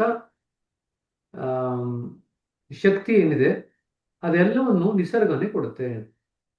ಆ ಮೂಲ ಉದ್ದೇಶ ಅವ್ರದ್ದು ಅವತಾರಗಳು ಅವತಾರ ಮಾಡಿ ಅವರ ಕೆಲಸ ಮುಗಿಸಿದ ಮೇಲೆ ಅವ್ರು ಕೊಟ್ಟಿರ್ತಕ್ಕಂಥ ಶಕ್ತಿಯನ್ನ ನಿಸರ್ಗ ಮತ್ತೊಮ್ಮೆ ವಾಪಸ್ ಪಡೆದ್ಕೊಂಡ್ಬಿಡುತ್ತೆ. ಬ್ರದರ್ ಬಂದ್ರ ಕೇಳಿಸ್ತಾ ಇದ್ದಾನೆ ನನ್ನ ಸೌಂಡ್ ಈಗ? ಈಗ ಕೇಳಿಸ್ತಿದೆ ಸಿಸ್ಟರ್. ಕೇಳಿಸ್ತಿದೆನಾ? ಸಾರಿ, ಏನೋ ಅದು ಏನು ಡಿಸ್ಕನೆಕ್ಟ್ ಆಯ್ತು ಅಂತ ಹೇಳಿದೆ, ತೊಂದ್ರೆ ಇಲ್ಲ, ಕಂಟಿನ್ಯೂ ಮಾಡಿ. ಅದೇ 4ನೇ ಪಾಯಿಂಟ್ ಅಲ್ಲೇ ಹೇಳ್ತಾ ಇದ್ದೀನಿ ಅಷ್ಟೇ. ಓಕೆ. ಹಾ, ಅದೇ ಅವರು ಅವತಾರಗಳು ಯಾವ ಆಕ್ಚುಲಿ ಅವರಿಗೆ ಯಾವ ತರದ ಸಂಸ್ಕಾರಗಳು ಇರಲ್ಲ. ಕೆಲವು ನಿರ್ದಿಷ್ಟ ಕೆಲಸಗಳನ್ನ ಅವರು ಭೂಮಿ ಮೇಲೆ ಸಾಧಿಸಬೇಕಾಗಿರತ್ತೆ. ಹಾಗಾಗಿ ಆ ಶಕ್ತಿಯೊಡನೆ ಅವರು ಬಂದಂತವರಾಗಿರ್ತಾರೆ. ಆ ಕೆಲಸದ ಸಲುವಾಗಿ ಅವರು ಬರ್ತಾರೆ, ಆ ಕೆಲಸಗಳನ್ನ ಸಾಧಿಸ್ತಾರೆ. ಆ ನಿರ್ದಿಷ್ಟ ಉದ್ದೇಶ ಸಾಧನೆ ಆದ್ಮೇಲೆ ಅವರು ಆ ಶಕ್ತಿ ಮತ್ತೆ ಹಿಂದಕ್ಕೆ ಎಳೆಯಲ್ಪಡುತ್ತದೆ. ಅವರು ತಮ್ಮ ಕೆಲಸ ಮುಗಿಸ್ತಾರೆ. ಅವರು ಮಾನವನು ಅಗಣಿತ ಆವರಣಗಳಿಂದ ಆವರಿಸಲ್ಪಟ್ಟಿರುತ್ತಾನೆ ಮತ್ತು ಅವತಾರಗಳಿಗೆ ಅವುಗಳಲ್ಲಿ ಬಹುಭಾಗ ಇರುವುದಿಲ್ಲ. ಮನುಷ್ಯನಿಗೆ ಬಹಳಷ್ಟು ಆವರಣಗಳಿವೆ, ಅವರು ಅವತಾರಗಳಲ್ಲ, ಹಾಗಾಗಿ ಅವತಾರಗಳಾಗಿದ್ದಾರೆ ಅವರು. ಹಾಗಾಗಿ ಬಹಳಷ್ಟು ಅವರಲ್ಲಿ ಆವರಣಗಳು ಇರುವುದಿಲ್ಲ. ಯಾಕಂತಂದ್ರೆ ಅವರು ಪ್ರಭುವಿನ ವಲಯದಲ್ಲಿ ಇರ್ತಕ್ಕಂಥವ್ರು. ಮನುಷ್ಯನಿಗಾದ್ರೆ ಮಾಯೆ ಆಯ್ತು ಅಥವಾ ಅಹಂಕಾರದ್ದು ಇನ್ನೂ ಸ್ಥೂಲ ರೂಪದಲ್ಲಿ ಇರ್ತದೆ ಮನುಷ್ಯನಿಗೆ. ಅವತಾರಗಳಲ್ಲಿ ಇವ್ಯಾವು ಇರಲ್ಲ. ಮಾನವನಿಗೂ ಅವತಾರಕ್ಕೂ ಇರುವ ವ್ಯತ್ಯಾಸ, ಅವತಾರಗಳು ಅಗಣಿತ ಆವರಣಗಳಿಂದ ಮುಕ್ತ ಮತ್ತು ಈಶ್ವರನ ಹತ್ತಿರದ ಸಂಪರ್ಕ ಉಳ್ಳದ್ದಾಗಿರುತ್ತದೆ. ಅಫ್ಕೋರ್ಸ್ ಅದಾದ ಕೂಡಲೇ ನೆಕ್ಸ್ಟ್ ಬರೋದು ಕೇಂದ್ರ ಮಂಡಲನೆ. ಮನುಷ್ಯನಿಗಿನ್ನು ಬಹಳಷ್ಟು ಚಕ್ರಗಳನ್ನ ದಾಟಿ ಹೋಗ್ಬೇಕಾಗತ್ತೆ. ಆ ಸ್ತರಕ್ಕೆ ಹೋಗ್ಬೇಕಾದ್ರೆ ಇಬ್ಬರಿಗೂ ಇರ್ತಕ್ಕಂಥ ವ್ಯತ್ಯಾಸ, ಅವರೂ ಮನುಷ್ಯನ ದೇಹ ಧರಿಸಿದವರೇ, ನಾವು ಮನುಷ್ಯರೇ. ಅವರಿಗೂ ಮನಸ್ಸಿದೆ, ನಮಗೂ ಮನಸ್ಸಿದೆ. ಎಲ್ಲಾ ರೀತಿಯಿಂದಲೂ ನೋಡ್ಲಿಕ್ಕೆ ಒಂದೇ ಅಂತ ಹೇಳಿ ಅನ್ಸಿದ್ರು ನಮ್ಗೆ ಬಹಳಷ್ಟು ಆವರಣಗಳಿವೆ, ಅವ್ರಿಗಿಲ್ಲ. ಮತ್ತು ಅವರು ಆ ಕೇಂದ್ರಕ್ಕೆ, ಈಶ್ವರನಿಗೆ ಪೂರ್ಣ ಹತ್ತಿರದವರು, ನಾವು ಇಲ್ಲ. ಬ್ರದರ್, ಅವತಾರಗಳ ಶಕ್ತಿಗಳು ಹಾಗೂ ಮನಸ್ಸು. ಈಗ ಮಾನವನ ಮತ್ತು ಅವತಾರಗಳ ಮೂಲವು ಒಂದೇ ಆಗಿದ್ದರೂ ಅವತಾರವು ಈಶ್ವರನ ಹತ್ತಿರವಾಗಿರುತ್ತೆ. ಆತನಿಗೆ ಬೇಕಾದ ಎಲ್ಲ ವಸ್ತುಗಳು ಶಾಶ್ವತ ಭಂಡಾರದಿಂದ ಆತನಿಗೆ ಒದಗುತ್ತವೆ. ಆದೇಶಗಳನ್ನು ತನ್ನ ಕೆಲಸಗಳಲ್ಲಿ ದಾರಿ ತೋರಲು ಆತನು ಪಡೆಯುತ್ತಾನೆ. ಅವತಾರಗಳಿಗೆ ಮನಸ್ಸು ಇರಬೇಕಾದುದು ಅಗತ್ಯವಾಗಿದೆ. ಅವತಾರಗಳಿಗೂ ಕೂಡ ಮನಸ್ಸು ಅಂತನ್ನೋದು ಇರ್ಬೇಕಾಗಿದೆ. ದೇವರು ಅಂತ ನಾವಂದ್ರೂನು, ಶ್ರೀರಾಮ ದೇವರು, ಶ್ರೀಕೃಷ್ಣ ದೇವರು ಅಂತ ಹೇಳಂತಂದ್ರೂನು ಅವರಿಗೂ ಕೂಡ ಮನಸ್ಸು ಇರ್ಬೇಕಾಗಿದ್ದು ಅನಿವಾರ್ಯ. ಯಾಕಂತಂದ್ರೆ ಅವರು ಕೆಲಸ ಸಾಧಿಸಬೇಕಾಗಿದೆ ಈ ಭೂಮಿ ಮೇಲೆ. ಆದರೆ ಅವರ ಮನಸ್ಸು ಹೆಚ್ಚು ಪರಿಶುದ್ಧವು, ಸಮತೆಯಿಂದ ಕೂಡಿದುದು ಹಾಗೂ ಈಶ್ವರ ಇಚ್ಛೆಗೆ ಅನುಗುಣವಾಗಿರುತ್ತವೆ. ವರ್ತಮಾನದಲ್ಲಿ ಕೆಲಸ ಮಾಡುತ್ತಿರುವ ವಿಭೂತಿ ಪುರುಷನನ್ನು ಕುರಿತು ಹೇಳುವುದಾದರೆ, ಆತನು ಕೇಂದ್ರ ಬಿಂದುವಿನಿಂದ ಅವತರಿಸಿದ್ದಾನೆ ಹಾಗೂ ಅತ್ಯಂತ ಪ್ರಭಾವಿ ಶಕ್ತಿಯನ್ನು ಹೊಂದಿದ್ದಾನೆ. ವಿಭೂತಿ ಪುರುಷ ಬಾಬೂಜಿಯವರು ಕೇಂದ್ರದಿಂದ ಬಂದಂಥವರು ಮತ್ತು ಇವರು ವಿಭೂತಿ ಪುರುಷರು. ಅವತಾರಗಳಾದ್ರೆ ಪ್ರಭುವಿನ ವಲಯದಿಂದ ಬಂದಂಥವ್ರು. ಈ ವಿಭೂತಿ ಪುರುಷರು ನಮ್ಮಂತೆ ಜನಸಾಮಾನ್ಯರಂತೆನೆ ಇದ್ರೂನು ಇವ್ರ ಹತ್ರ ಇರ್ತಕ್ಕಂಥ ಶಕ್ತಿ ಅಗಾಧ. ಮತ್ತೆ ಇವರು ಒಬ್ಬ ವಿಭೂತಿ ಪುರುಷ ಯಾವತ್ತೂ ಭೂಮಿ ಮೇಲೆ ಇದ್ದೇ ಇರ್ತಾನೆ. ಮತ್ತೆ ಇಬ್ರು ಇರ್ಲಿಕ್ಕೆ ಕೂಡ ಸಾಧ್ಯ ಇಲ್ಲ ಅಂತಾನು ಹೇಳ್ತಾರೆ. ಕೇವಲ ಒಬ್ಬ ವಿಭೂತಿ ಪುರುಷ ಯಾವತ್ತೂ ಭೂಮಿ ಮೇಲೆ ಇರ್ತಾನೆ. ಆತನು ಕೇಂದ್ರ ಬಿಂದುವಿನಿಂದ ಅವತರಿಸಿದ್ದಾನೆ. ಯಾರು? ವಿಭೂತಿ ಪುರುಷ. ಹಾಗೂ ಅತ್ಯಂತ ಪ್ರಭಾವಿ ಶಕ್ತಿಯನ್ನು ಹೊಂದಿದ್ದಾನೆ. ಭೂಮಿಯಲ್ಲಿ ಈವರೆಗೆ ಅವತರಿಸಿದ ಅವತಾರಗಳಲ್ಲಿ ಯಾರಿಗೂ ಮೂಲ ಶಕ್ತಿಯ ಅನುಗ್ರಹವಾಗಿರಲಿಲ್ಲ. ಈ ಮೂಲ ಶಕ್ತಿಯ ಅನುಗ್ರಹ ಅಂದ್ರೆ ಆ ಕೇಂದ್ರದಲ್ಲಿ ಏನು ಅದು ಆ ಮೂಲ ಶಕ್ತಿ ಇದೆ, ಆ ಮೂಲ ಶಕ್ತಿಯ ಅನುಗ್ರಹ ಒಬ್ಬ ಮನುಷ್ಯನಿಗೆ ಆಗಿರ್ಲಿಲ್ಲ ಇಲ್ಲಿಯವರೆಗೆ. ಭೂಮಿಯಲ್ಲಿ ಈವರೆಗೆ ಯಾವ ಅವತಾರಗಳಿಗೂ ಕೂಡ ಆಗಿಲ್ಲ. ಆದ್ರೆ ಈ ವಿಭೂತಿ ಪುರುಷರಿಗೆ ಅದು ಇದೆ. ಬ್ರದರ್ ಬ್ರದರ್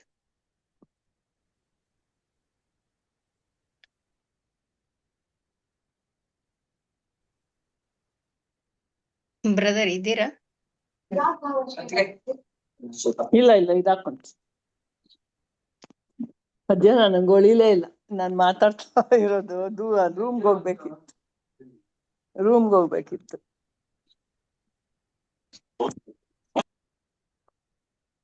ಬ್ರದರ್ ಇದ್ದೀರಾ? ಏನಾಯ್ತು ಸಿಸ್ಟರ್? ಇದೀರಲ್ಲ. ಇದು ಇಲ್ಲಿಗೆ ಮುಗೀತಿದು. ಭೂಮಿಯಲ್ಲಿ ಮುಗಿದು ಈವರೆಗೆ ಈಗ ಪ್ರಶ್ನೋತ್ತರ ಏನಾದ್ರು ತಗೊಳ್ಳಿ ಅಂತ ಕಾಯ್ತಾ ಇದ್ದೀನಿ ಅಷ್ಟೇ. ಪ್ರಶ್ನೋತ್ತರಗಳ ಅದೇ ಸ್ಲೈಡ್ ಏನಾದ್ರೂ ಇದೆ ಏನೋ ಅಂತ ಕೇಳೋಕೆ ಇಲ್ಲ ನಮ್ಗೆ. ಅಷ್ಟೇ, ಲಾಸ್ಟ್ ಸ್ಲೈಡ್ ಅದು. ಓಕೆ. ಹಾ, ಈಗ ಯಾರಿಗಾದ್ರೂ ಏನಾದ್ರೂ ಪ್ರಶ್ನೆಗಳನ್ನ ಕೇಳಬೇಕಾಗಿದ್ರೆ ಕೇಳಬಹುದು. ಸಾಧನೆಗೆ ಸಂಬಂಧಪಟ್ಟ ಹಾಗೆ ಇವತ್ತಿನ ಕ್ಲಾಸಿಂದೆ ಅಂತ ಹೇಳಲ್ಲ, ಜನರಲ್ ಆಗಿನೂ ಏನಾದ್ರೂ ಕೇಳಬೇಕಾಗಿದ್ರೆ ಕೇಳಬಹುದು. ಮಿಸ್ಟರ್ ವಿಭೂತಿ ಪುರುಷ ಈಗಲೂ ಅಸ್ತಿತ್ವದಲ್ಲಿ ಇದ್ದಾರಾ? ದಾಜಿ ಅವರು ಹಾ ಸಿಸ್ಟರ್. ಅಲ್ಲ, ಯಾಕಂದ್ರೆ ಇದು ಗುರು ಪರಂಪರೆ ನಡೀತಾ ಇದೆಯಲ್ಲ. ಅವರು ಬಾಬೂಜಿಯವರು ತಾವು ಏನನ್ನ ಹೊಂದಿದ್ರು ಅದು ಗುರುವಿನಿಂದ ಗುರುವಿಗೆ ಅದು ವರ್ಗಾವಣೆ ಆಗ್ತಾ ಬಂದಿದೆ. ಅದು ಹಾಗಾದ್ರೆ ಕೃಷ್ಣನ ಪಾತ್ರ ಏನಿರುತ್ತೆ ಸಿಸ್ಟರ್ ಈ ಯುಗದಲ್ಲಿ? ಕಲಿಯುಗದ ಪುರುಷ ಅಂತ ಹೇಳ್ತಾರೆ. ಬಾಬೂಜಿಯವರಲ್ಲೇ ಇವರು ಲಯ ಹೊಂದಿದ್ರು ಅಂತಾನು ಕೇಳಿದೀವಿ ನಾವು. ಹೌದು ಸಿಸ್ಟರ್. ಹಾಗಾಗಿ ಈಗ ಶ್ರೀಕೃಷ್ಣ ಪರಮಾತ್ಮ ಏನೇ ಮಾಡ್ತಾ ಇದ್ರುನು ಯಾಕಂದ್ರೆ ಅದು ಯುಗ ಪುರುಷ ಅಂತ ಗುರುಗಳ ಹೇಳ್ತಾರೆ. ಮೂಲಕವಾಗಿನೇ ನಡೀತಾ ಇದೆ. ಯಾಕಂದ್ರೆ ಕೃಷ್ಣ ಜನ್ಮಾಷ್ಟಮಿ ನಾಳೆ. ಯಾಕಂದ್ರೆ ಕೃಷ್ಣನ ಈ ಯುಗದ ಪುರುಷ ಅಂತ ಹೇಳ್ತಾರೆ, ಯುಗ ಪುರುಷ ಅಂತ. ಅದಕ್ಕೆ ಇದ್ರುನು ಆ ಬಾಬೂಜಿಯವರಲ್ಲಿ ಒಮ್ಮೆ ಅವರು ಲಯ ಹೊಂದಿದ್ರು. ಹೌದು, ಕೇಳಿದೆ ಸಿಸ್ಟರ್. ಆಕ್ಚುಲಿ ಅವರು ಲಯ ಹೊಂದ್ಲಿಕ್ಕೆ ಬಂದಾಗ ಬಾಬೂಜಿ ಅವರು ಅಲೋ ಮಾಡ್ಲಿಲ್ವಂತೆ. ಯಾಕಂತಂದ್ರೆ ಅವರಿಗೆ ಲಾಲಾಜಿ ಅವರ ಕಡೆಯಿಂದ ಬರ್ಬೇಕಾಗಿತ್ತದು ಪರ್ಮಿಷನ್. ಹಾಗಾಗಿ ಕೃಷ್ಣನಿಗೂ ಸಿಟ್ಟು ಬಂದಿತ್ತಂತೆ. ಆದ್ರೂನು ಇಂಥ ಒಂದು ನಿನ್ನ ಉದ್ದಟತನಕ್ಕೆ ನನಗೆ ಬಹಳ ಸಿಟ್ಟು ಬಂದ್ರುನು ನಿನಗೆ ನಿನ್ನ ಗುರುವಿನ ಮೇಲೆ ಏನು ಪ್ರೀತಿ ಇದೆಯಲ್ಲ ಅದನ್ನ ನೋಡಿ ನಾನು ಸ್ವಲ್ಪ ನನ್ನ ಕೋಪವನ್ನ ತಾಳ್ಕೊಳ್ತಾ ಇದ್ದೀನಿ ಅಂತಂತೇಳಿ ಹೇಳಿ ಆತ ಬರೀ ಶ್ರೀಕೃಷ್ಣ ಬರೋದು ಅಷ್ಟೇ ಅಲ್ಲ, ಎಷ್ಟೊಂದು ಸಂತರ ಸಮೇತ ಆಧ್ಯಾತ್ಮಿಕತೆಯಲ್ಲಿ ಪ್ರಾಚೀನ ಕಾಲದ ಋಷಿ ಮುನಿಗಳು ಅವರೆಲ್ಲರ ಸಮೇತ ಬಾಬೂಜಿಯವರಲ್ಲಿ ಲಯ ಹೊಂದಿದ್ರು ಅಂತಂತ ಹೇಳಿ ಕೇಳಿದೀವಿ ನಾವು. ಹಾಗಾಗಿ ಯುಗ ಪುರುಷ ಅಂತಂತ ಹೇಳಿ ಇದ್ರುನು ಮೋಸ್ಟ್ಲಿ ಹಾಗಾಗಿನೇ ಅವ್ರ ಹೆಸರ ಮೇಲೆನೆ ಈಗ ನಮ್ಮ ಆಶ್ರಮ ಇರೋದು. ಕಾನ್ಹಾ ಅಂದ್ರೆ ಕೃಷ್ಣನೇ ಅಲ್ಲ, ಕಾನ್ಹಾ ಶಾಂತಿವನ ಅವ್ರ ಹೆಸರಿನ ಮೇಲೆ ಇದ್ದಿದ್ದು. ಆದ್ರೂನು ಎಲ್ಲಾ ನಡೀತಾ ಇರೋದು ಆದೇಶಗಳು ಯಾರ್ಯಾರಿಂದ ಬರ್ತಿರ್ತೀವಿಯೋ ಗುರುಗಳಿಗೆ, ಅದು ನಮ್ಗೆ ಗೊತ್ತಾಗ್ಲಾರ್ದ ವಿಷಯ. ಬಟ್ ಅವ್ರು ಯಾವ ಕೆಲಸಗಳನ್ನ ಕ್ರಿಯಾರೂಪಕ್ಕೆ ತರ್ತಾರೋ ಅದು ಬಂದಿದ್ದು ಯಾರ್ಯಾರಿಂದ ಕೃಷ್ಣನಿಂದ ಬಂದಂತದ್ದಾಗಿರ್ಬೋದು. ದಾಜಿಯವರಿಗೆ ಕೃಷ್ಣನಿಂದ ಬಂದಂತ ಸಂದೇಶ ಆಗಿರ್ಬೋದು, ಬಾಬೂಜಿ ಅವ್ರು ಹೇಳ್ತಿರ್ಬೋದು, ಚಾರಿಜಿ ಲಾಲಾಜಿ ಅವ್ರು ಹೇಳ್ತಿರ್ಬೋದು. ಯಾರಿಂದ, ಯಾಕಂತಂದ್ರೆ ಹೈರಾರ್ಕಿ ಏನಿದೆ ಅಲ್ಲ, ಅವರಿಗೆ ಸೂಚನೆಗಳನ್ನ ಕೊಡ್ತದೆ. ಅದು ಅದರ ಪ್ರಕಾರನೇ ಆ ಸೂಚನೆಗಳನ್ನ ಅನುಸರಿಸಿನೇ ಅವರು ಕೆಲವೊಂದು ಆಕ್ಷನ್ಸ್ ಗಳನ್ನ ತಗೊಳ್ಬೇಕಾಗತ್ತೆ. ಅಷ್ಟೇ ಈಸಿಯಾಗಿ ಸ್ವತಂತ್ರ ಆಗಿ ತಮಗೆ ತಾವೇ ಯಾವುದೇ ನಿರ್ಧಾರ ತೆಗೆದುಕೊಳ್ಳಲಿಕ್ಕೆ ಆಗಲ್ಲ. ಹಾಗಾಗಿ ಕೃಷ್ಣ ಯಾವ ಸ್ತರದಲ್ಲಿ ಅವರ ಕಡೆಯಿಂದ ಕೆಲಸ ಮಾಡಿಸ್ತಾ ಇದ್ದಾರೋ ಅದು ಗುರುಗಳಿಗೆ ಬಿಟ್ಟಂತ ವಿಷಯ ನಮ್ಗೆ ಗೊತ್ತಾಗಲ್ಲಲ್ಲ.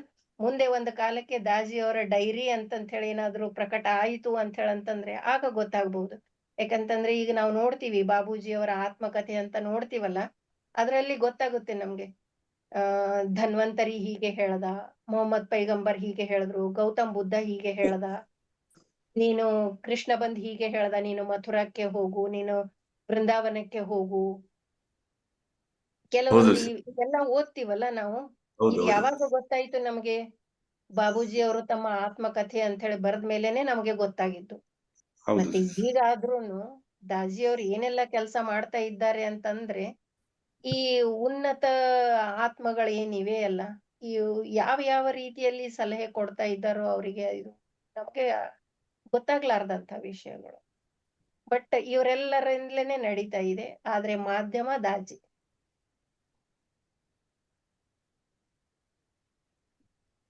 ಸರಿನಾ?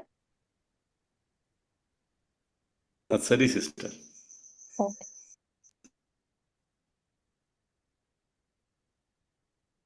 ಮತ್ತೆ ದಾಸಪ್ಪ, ನಮಸ್ತೆ ಸಿಸ್ಟರ್. ನಮಸ್ತೆ. ಸಿಸ್ಟರ್ ಹೇಳಿ ಸಿಸ್ಟರ್. ದಾಸಪ್ಪ ಹಾ ಬ್ರದರ್, ನಮಸ್ತೆ ಬ್ರದರ್. ಹೇಳಿಪ್ಪ. ಇಲ್ಲಿ ನಂದು ಇಲ್ಲಿ ಪ್ರಶ್ನೆ ಏನು ಇಲ್ಲ ಬ್ರದರ್, ಒಂದು ಡೌಟ್ ಅಷ್ಟೇ. ಈಗ ನಾವು ನಮ್ಮನ್ನೆಲ್ಲ ಗುರುಗಳು ನಡೆಸ್ತಾ ಇದಾರಲ್ಲ, ಮುನ್ನಡೆಸ್ತಾ ಇದಾರಲ್ಲ ಬ್ರದರ್. ಹಾಗಾಗಿ ನಾವು ಮೂಲದಡಿಗೆ ಒಂದು ನಿಚ್ಚಲ ಗುರಿ ಇಟ್ಕೊಳ್ಳೋ ಅವಶ್ಯಕತೆ ಇಲ್ಲ, ಆದ್ರೆ ಧ್ಯಾನ ಮಾಡಿದ್ರೆ ಸಾಕಲ್ವಾ ಬ್ರದರ್?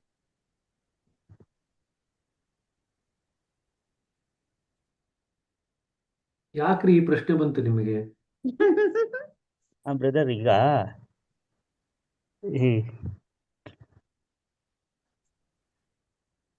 ಪ್ರಶ್ನೆ ಸರಿ ಇದೆಯಾ ಸರಿ ಇಲ್ಲ ಬ್ರದರ್? ಈ ಪ್ರಶ್ನೆ ಬರ್ಲೇಬಾರ್ದಿತ್ತು. ಯಾಕೆ ಈ ಪ್ರಶ್ನೆ ಬಂತು ಅಂತ ಕೇಳ್ತಾ ಇದ್ದೀನಿ ಅದಕ್ಕೆ. ಇಲ್ಲ, ನನಗೆ ಒಂದು ಡೌಟ್ ಇತ್ತು ಬ್ರದರ್. ಏನಂದ್ರೆ, ಒಂದು ಬಸ್ಸಲ್ಲಿ ಹೋಗ್ತಾ ಇದ್ದೆ ಬ್ರದರ್.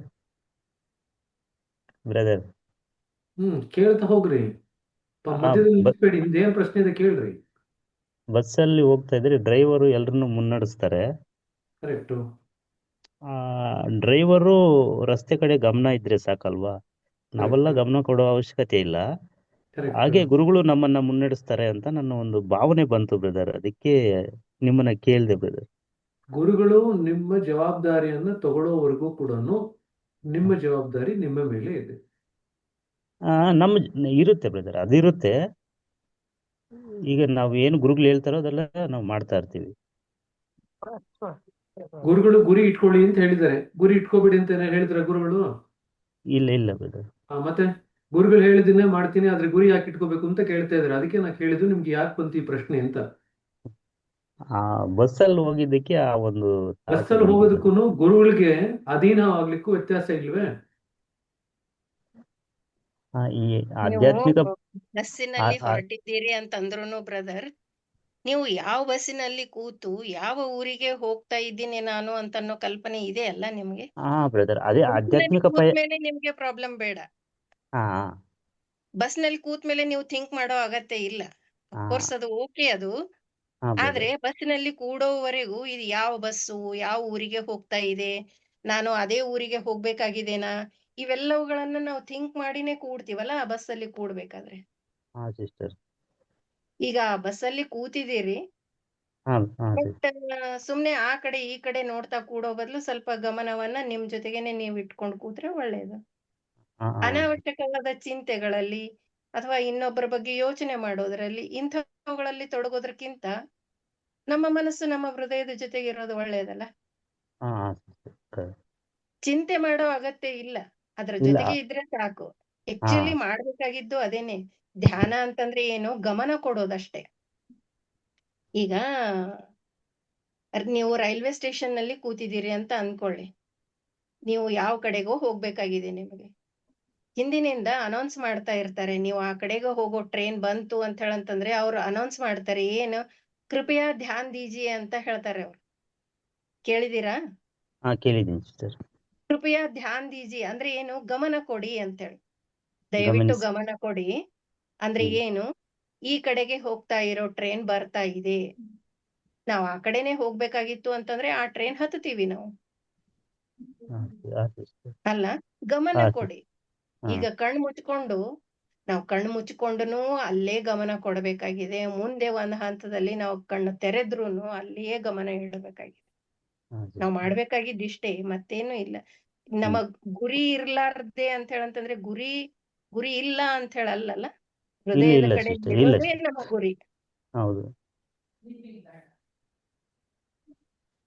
ಸರಿನಾ? ಹಾ ಅಥವಾ ಸರಿ ನೀವು ಸಿಸ್ಟರ್. ಮತ್ತೆ ಏನಾದ್ರೂ ಪ್ರಶ್ನೆ ಕೇಳೋದ್ರಲ್ಲಿ ಗೊಂದಲ ಆಗಿತ್ತಾ ನಿಮ್ಗೆ? ಇಲ್ಲ ಸಿಸ್ಟರ್, ಈಗ ನಾನು ಗುರುಗಳು ಏನೇನು ಗುರುಗಳ ಹಾದಿಯಲ್ಲೇ ಮುನ್ನಡೀತಾ ಇದ್ದೀನಿ. ಆದ್ರೆ ನಮ್ಮನ್ನ ಗುರುಗಳೇ ಮುನ್ನಡೆಸ್ತಾ ಇದ್ದಾರೆ. ಇಲ್ಲಿ ನಮ್ಮ ಗಮನ ಏನೋ ಹೋಗೋದಿಲ್ಲ, ಏನು ಚಿತ್ತ ಚಂಚಲನೂ ಆಗೋದಿಲ್ಲ. ಆ ಗುರುಗಳೊಂದಿಗೆ ನಾವು ಸಾಗ್ತಾ ಇರೋವಾಗ, ಗುರುಗಳು ನಮ್ಮನ್ನ ಮುನ್ನಡೆಸ್ತಾ ಇರೋವಾಗ ನಾವು ಅವರು ಹಿಂದೆ ನಾವು ಫಾಲೋವರ್ ಆಗಿ ಏನ್ ಮಾಡ್ಬೇಕಾಗಿದ್ದೇನಿಲ್ಲ, ಅಂದ್ರೆ ಚಿಂತೆ ಮಾಡ್ಬೇಕಾಗಿಲ್ಲ ನಿಮಗೆ ಅಷ್ಟೇ. ಹಾ ಸಿಸ್ಟರ್, ಅಷ್ಟೇ. ಸರಿ. Thank you sister. ಸರಿ, ಥ್ಯಾಂಕ್ ಯು. ಮತ್ತೆ ಲೀಲಾ ಅವರೇ ಕೇಳ್ರಿ. ಸಿಸ್ಟರ್, ಇಲ್ಲಿ ಅವತಾರಗಳಿಗೆ ಮನಸ್ಸು ಹೆಚ್ಚು ಪರಿಶುದ್ಧವೂ ಸಮತೆಯಿಂದ ಕೂಡಿರುವುದು ಆಗಿರುತ್ತದೆ ಅಲ್ವಾ ಸಿಸ್ಟರ್? ಹೌದು. ಅವರು ಕೇಂದ್ರ ಮಂಡಲಕ್ಕೆ ಹೋಗಿಲ್ಲ ಅಂತ ಹೇಳ್ತಾ ಇದ್ದಾರೆ ಗುರುಗಳು. ಹೌದು. ಮತ್ ನಾವು ಹೇಗೆ ಕೇಂದ್ರ ಮಂಡಲಕ್ಕೆ ಹೋಗೋದು ಅಂತ ಹೇಗೆ ಹೋಗ್ತೀವಿ? ನಾವು ರಾಮ ಕೃಷ್ಣ ಅವರೇ ಶ್ರೇಷ್ಠ ಅಂತ ನಾವ್ ಅಂದುಕೊಂಡಿದೀವಿ. ಹೌದು ಹೌದು, ಅದೇ. ಅವರು ಮತ್ತೆ ಕೇಂದ್ರ ಮಂಡಲಕ್ಕೇನೆ ಹೋಗ್ಬೇಕಾಗಿದೆ. ನಾವು ಇನ್ನೂ ಅವತರಿಸಿದ್ದು ಆ ವೃತ್ತದಿಂದ, ಆ ಕ್ಷೇತ್ರದಿಂದ ಬಂದ್ರವ್ರು ಭೂಮಿಗೆ. ಭೂಮಿ ಮೇಲೆ ಅವರಿಗೆ ಕೆಲಸ ಸಾಧಿಸ್ಬೇಕಾಗಿತ್ತು. ಕೆಲವು ಕೆಲಸಗಳ ಸಲುವಾಗಿನೇ ಬಂದಿದ್ರವ್ರು, ಕೆಲವು ಶಕ್ತಿಗಳನ್ನ ಪಡೆದುಕೊಂಡೇ ಬಂದಿದ್ರವ್ರು. ಆ ಶಕ್ತಿ ಇದ್ದ ಸಲುವಾಗಿ ಅವ್ರು ಆ ಕೆಲಸ ಸಾಧಿಸಿದ್ರು. ಮತ್ತೆ ಅವ್ರು ಅಲ್ಲಿಗೆ ಹೋಗ್ಬಿಟ್ರವ್ರು. ಆದ್ರೆ ಅವ್ರ ಜರ್ನಿನೂ ಇರುತ್ತಲ್ಲ. ರಾಮ ಇನ್ನು 10ನೇದ್ರಲ್ಲೇ ಇದ್ದಾನೆ ಅಂತಂದ ಮೇಲೆ ಇದ್ದಿದ್ದೆ ಇದು. ಹಾಗಾಗಿನೇ ಈ ದೇವತೆಗಳಿಗಾದ್ರೂನು ಸಹಿತ ಲಾಲಾಜಿ ಹೇಳಿದಾರಲ್ಲ, ಯಾವುದೇ ದೇವ್ರು ಇರ್ಬೋದು, ಈ ದೇವತೆಗಳಿಗೆ ನಾವು ಶಕ್ತಿ ಕೊಟ್ಟಿದೀವಿ. ಇವರು ಕೂಡ ಮತ್ತೆ ಮನುಷ್ಯನ ರೂಪದಲ್ಲಿ ಬಂದೇ ಆ ಮುಕ್ತಿಯನ್ನ ಸಾಧಿಸ್ಬೇಕು. ಬರೀ ಮುಕ್ತಿ ಅಂತ ಹೇಳಿ ಅಲ್ಲ, ಆ ಸಾಕ್ಷಾತ್ಕಾರವನ್ನ ಹೊಂದಬೇಕು. ಯಾವುದೇ ದೇವತೆ ಆಗಿರ್ಬೋದು, ಅಗ್ನಿ, ವರುಣ, ಲಕ್ಷ್ಮಿ, ನಾವೇ ಏನೇನೇನೇನೋ ಅಂದ್ಕೊಳ್ತೀವಿ. ಹೌದು. ಅವರಿಗೆಲ್ಲ ಲಿಮಿಟೆಡ್ ಪವರ್ಸ್ ಇವೆ. ದೇವತೆಗಳಂತಂದ್ರೂ ಲಿಮಿಟೆಡ್ ಪವರ್ಸ್ ಇವೆ ಅವರಿಗೆ. ಪೂರ್ಣ ಈ ವಿಭೂತಿ ಪುರುಷನ ಹಾಗೆ ಮೂಲದಲ್ಲಿದ್ದಂತ ಎಲ್ಲಾ ಶಕ್ತಿ ಇಲ್ಲ ಅವ್ರ ಹತ್ರ. ಈ ಅವತಾರಗಳಿಗೆ ಅಷ್ಟು ಶಕ್ತಿ ಇಲ್ಲ ಅವರಿಗೆ. ಹಾಗಾಗಿ ಅಷ್ಟೇ ಕೆಲ್ಸಕ್ಕೆ ಬಂದು ಅಷ್ಟನ್ನೇ ಸಾಧಿಸಿ ಹೋದ್ರವ್ರು. ಮತ್ತೆ ಅವ್ರ ಜರ್ನಿನೂ ಇದ್ದಿದ್ದೆ ಅದು. ಸರಿ ಸರಿ. ನಾವು ಅದಕ್ಕೂ ಮುಂದೆ ಕೇಂದ್ರ ಮಂಡಲಕ್ಕೆ ಹೋಗ್ತೀವಲ್ವಾ ಸಿಸ್ಟರ್? ಹೌದು, ಕೇಂದ್ರ ಮಂಡಲಕ್ಕೆ ಹೋಗ್ತೀವಿ. ಅವ್ರಾದ್ರೂನು ಅಂದ್ರೆ ಅದಕ್ಕೇನೆ ಹೇಳ್ತಾ ಇದ್ದಾರೆ, ಅವರು ಕೇಂದ್ರ ಮಂಡಲಕ್ಕೆ ಅತ್ಯಂತ ಸಮೀಪದವರು ಅಂತ ಹೇಳ್ತಾ ಇದ್ದಾರೆ. ಕೇಂದ್ರ ಮಂಡಲದವ್ರು ಅಲ್ಲ, ಆದ್ರೆ ಅವರು ಕೇಂದ್ರ ಮಂಡಲಕ್ಕೆ ಸಮೀಪವಾಗಿದ್ದವರು. ಇನ್ನು ಒಂದ್ ಸ್ವಲ್ಪನೇ ಇದೆ. ಅವರು ಸ್ವಲ್ಪ ಬೇಗ ಹೋಗಿ ಮುಟ್ತಾರೆ, ನಾವು ಒಂಚೂರು ಟೈಮ್ ತಗೊಳ್ತೀವಿ.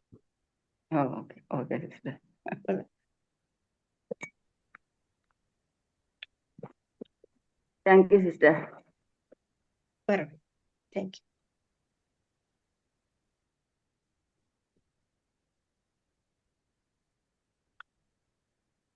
ಮತ್ತೆ ಏನಾದ್ರೂ ಪ್ರಶ್ನೆಗಳಿವೆನಾ ಸಿಸ್ಟರ್? ಹೇಳಿ. ಈ ಮಹಾಪ್ರಳಯ ಆಗತ್ತೆ ಅಂತಲ್ಲ, ಯಾಕೆ ಆಗತ್ತೆ ಸಿಸ್ಟರ್ ಅದು? ಭಗವಂತ ನೋಡಿ ಸೃಷ್ಟಿ ಯಾಕೆ ನಿರ್ಮಾಣ ಮಾಡಿದ್ನೋ ಗೊತ್ತಿಲ್ಲ, ಮತ್ತೆ ಮಹಾಪ್ರಳಯನು ಯಾಕೆ ತರ್ತಾನೋ ಗೊತ್ತಿಲ್ಲ.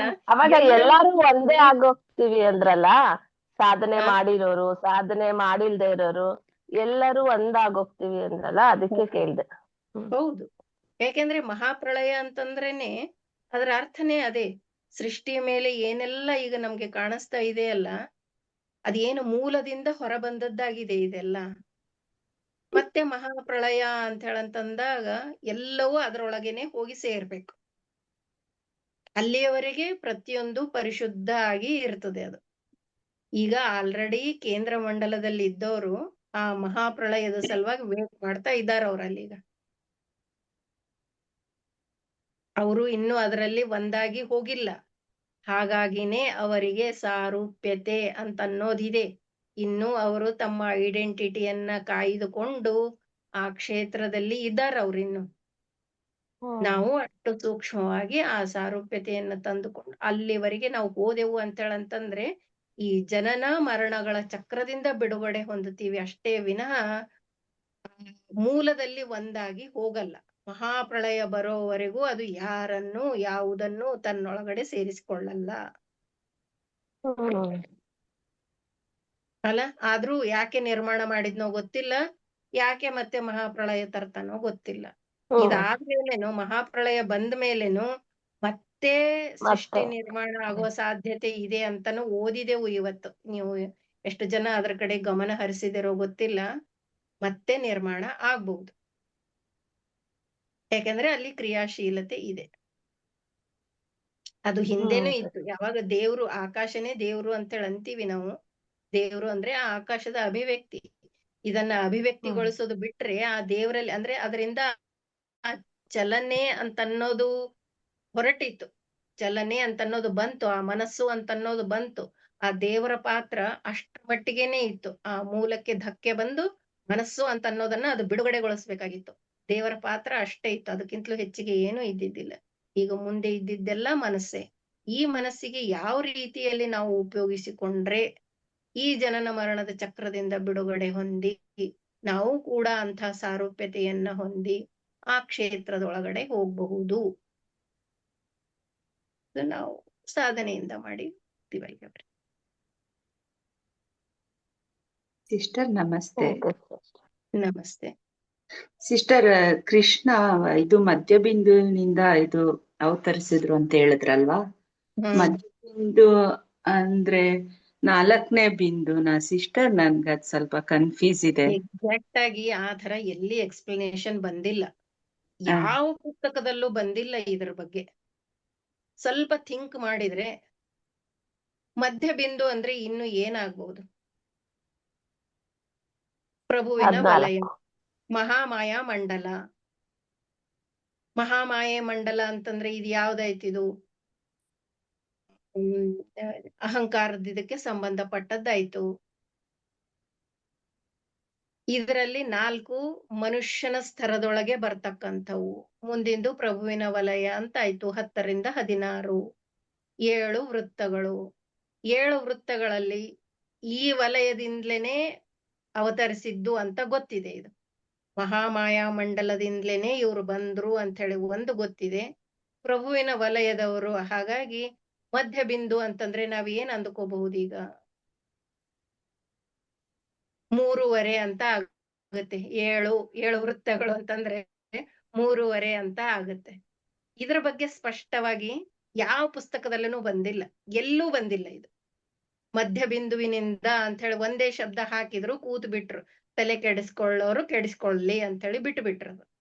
ಒಂದೊಂದು ಕಡೆಗೆ ಒಂದೊಂದು ಶಬ್ದಗಳನ್ನ ಬಳಸಿದ್ದಾರೆ. ಕೆಲವು ಪುಸ್ತಕಗಳನ್ನ ಓದೋದ್ರ ಮೂಲಕ ಒಂದೊಂದೊಂದೊಂದನ್ನ ನಾವು ಲಿಂಕ್ ಮಾಡಬಹುದು.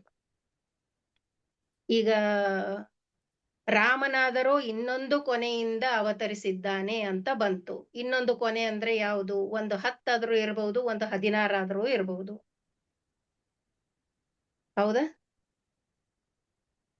ಇದ್ದೀರಾ? ಕೇಳ್ತಾ ಇದ್ದೀರಾ? ಸಿಸ್ಟರ್ ಕೇಳಿಸ್ತಾ ಇದ್ದೀನಿ. ಇನ್ನೊಂದು ಕೊನೆ. ಮತ್ತೆ ಈತನಲ್ಲಿ ಮಾನವೀಯ ಗುಣಗಳು ಹೆಚ್ಚಾಗಿದ್ದವು ಅಂತ ಹೇಳಿತು. ಮಾನವೀಯ ಗುಣಗಳು ಅಂತ ಹೇಳಿ ಬಂದಾಗ ಅದು ಇನ್ನೂ ಕೆಳಗಡೆನೆ ಬರ್ಬೇಕು. ಅಂದ್ರೆ 10ನೇ ಬಿಂದು ಆಯ್ತು, 16 ಆಗಲ್ಲ. 10ನೇ ಬಿಂದು ಮಾನವರ ಒಂದು ಮನುಷ್ಯತ್ವದ ಇದಕ್ಕೆ ಸಮಸಮಾಗಿ ಬರ್ತಕ್ಕಂಥದ್ದಿದು. ಹಾಗಾಗಿ 10ನೇದು ಬಿಂದು ಪ್ರಭುವಿನ ವಲಯ.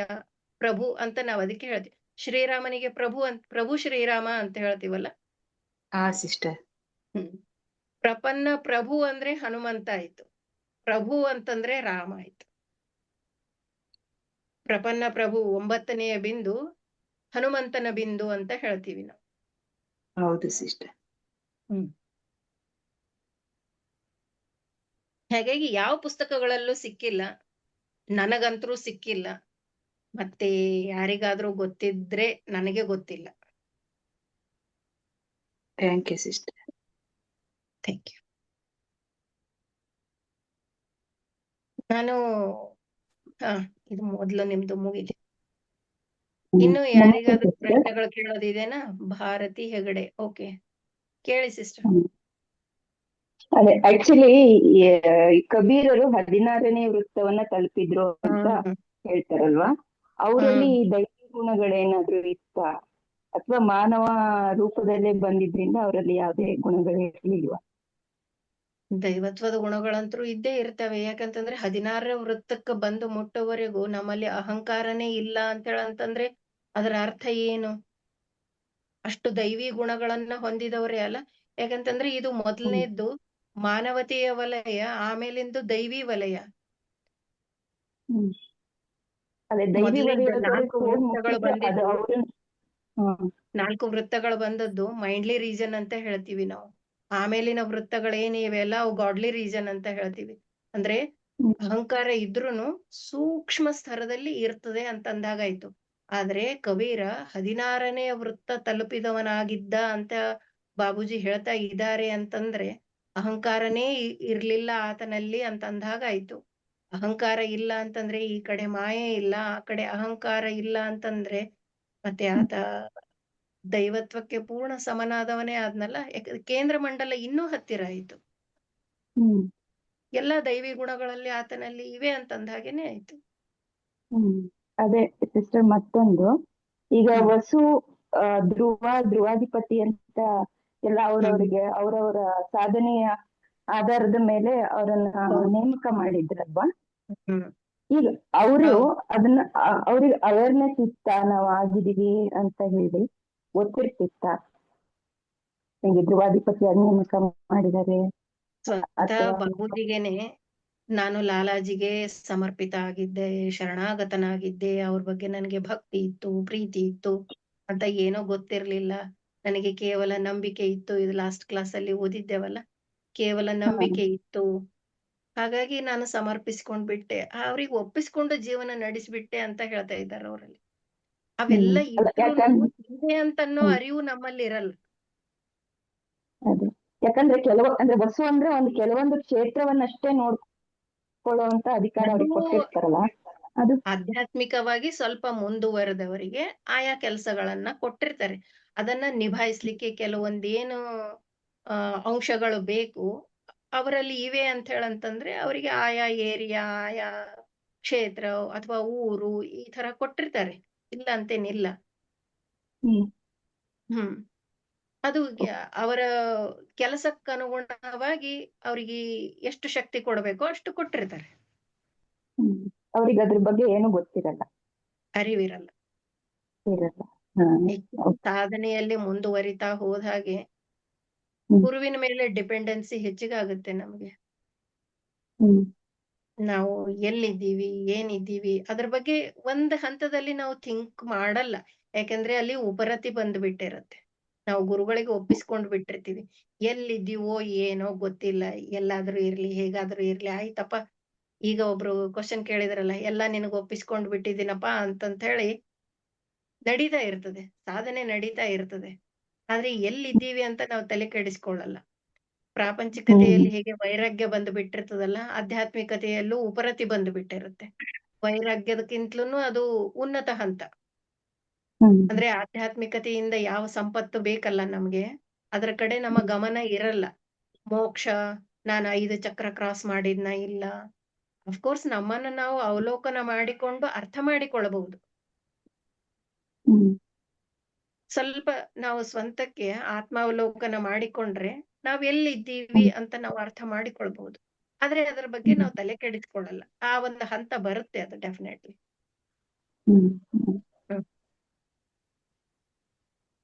Thank you.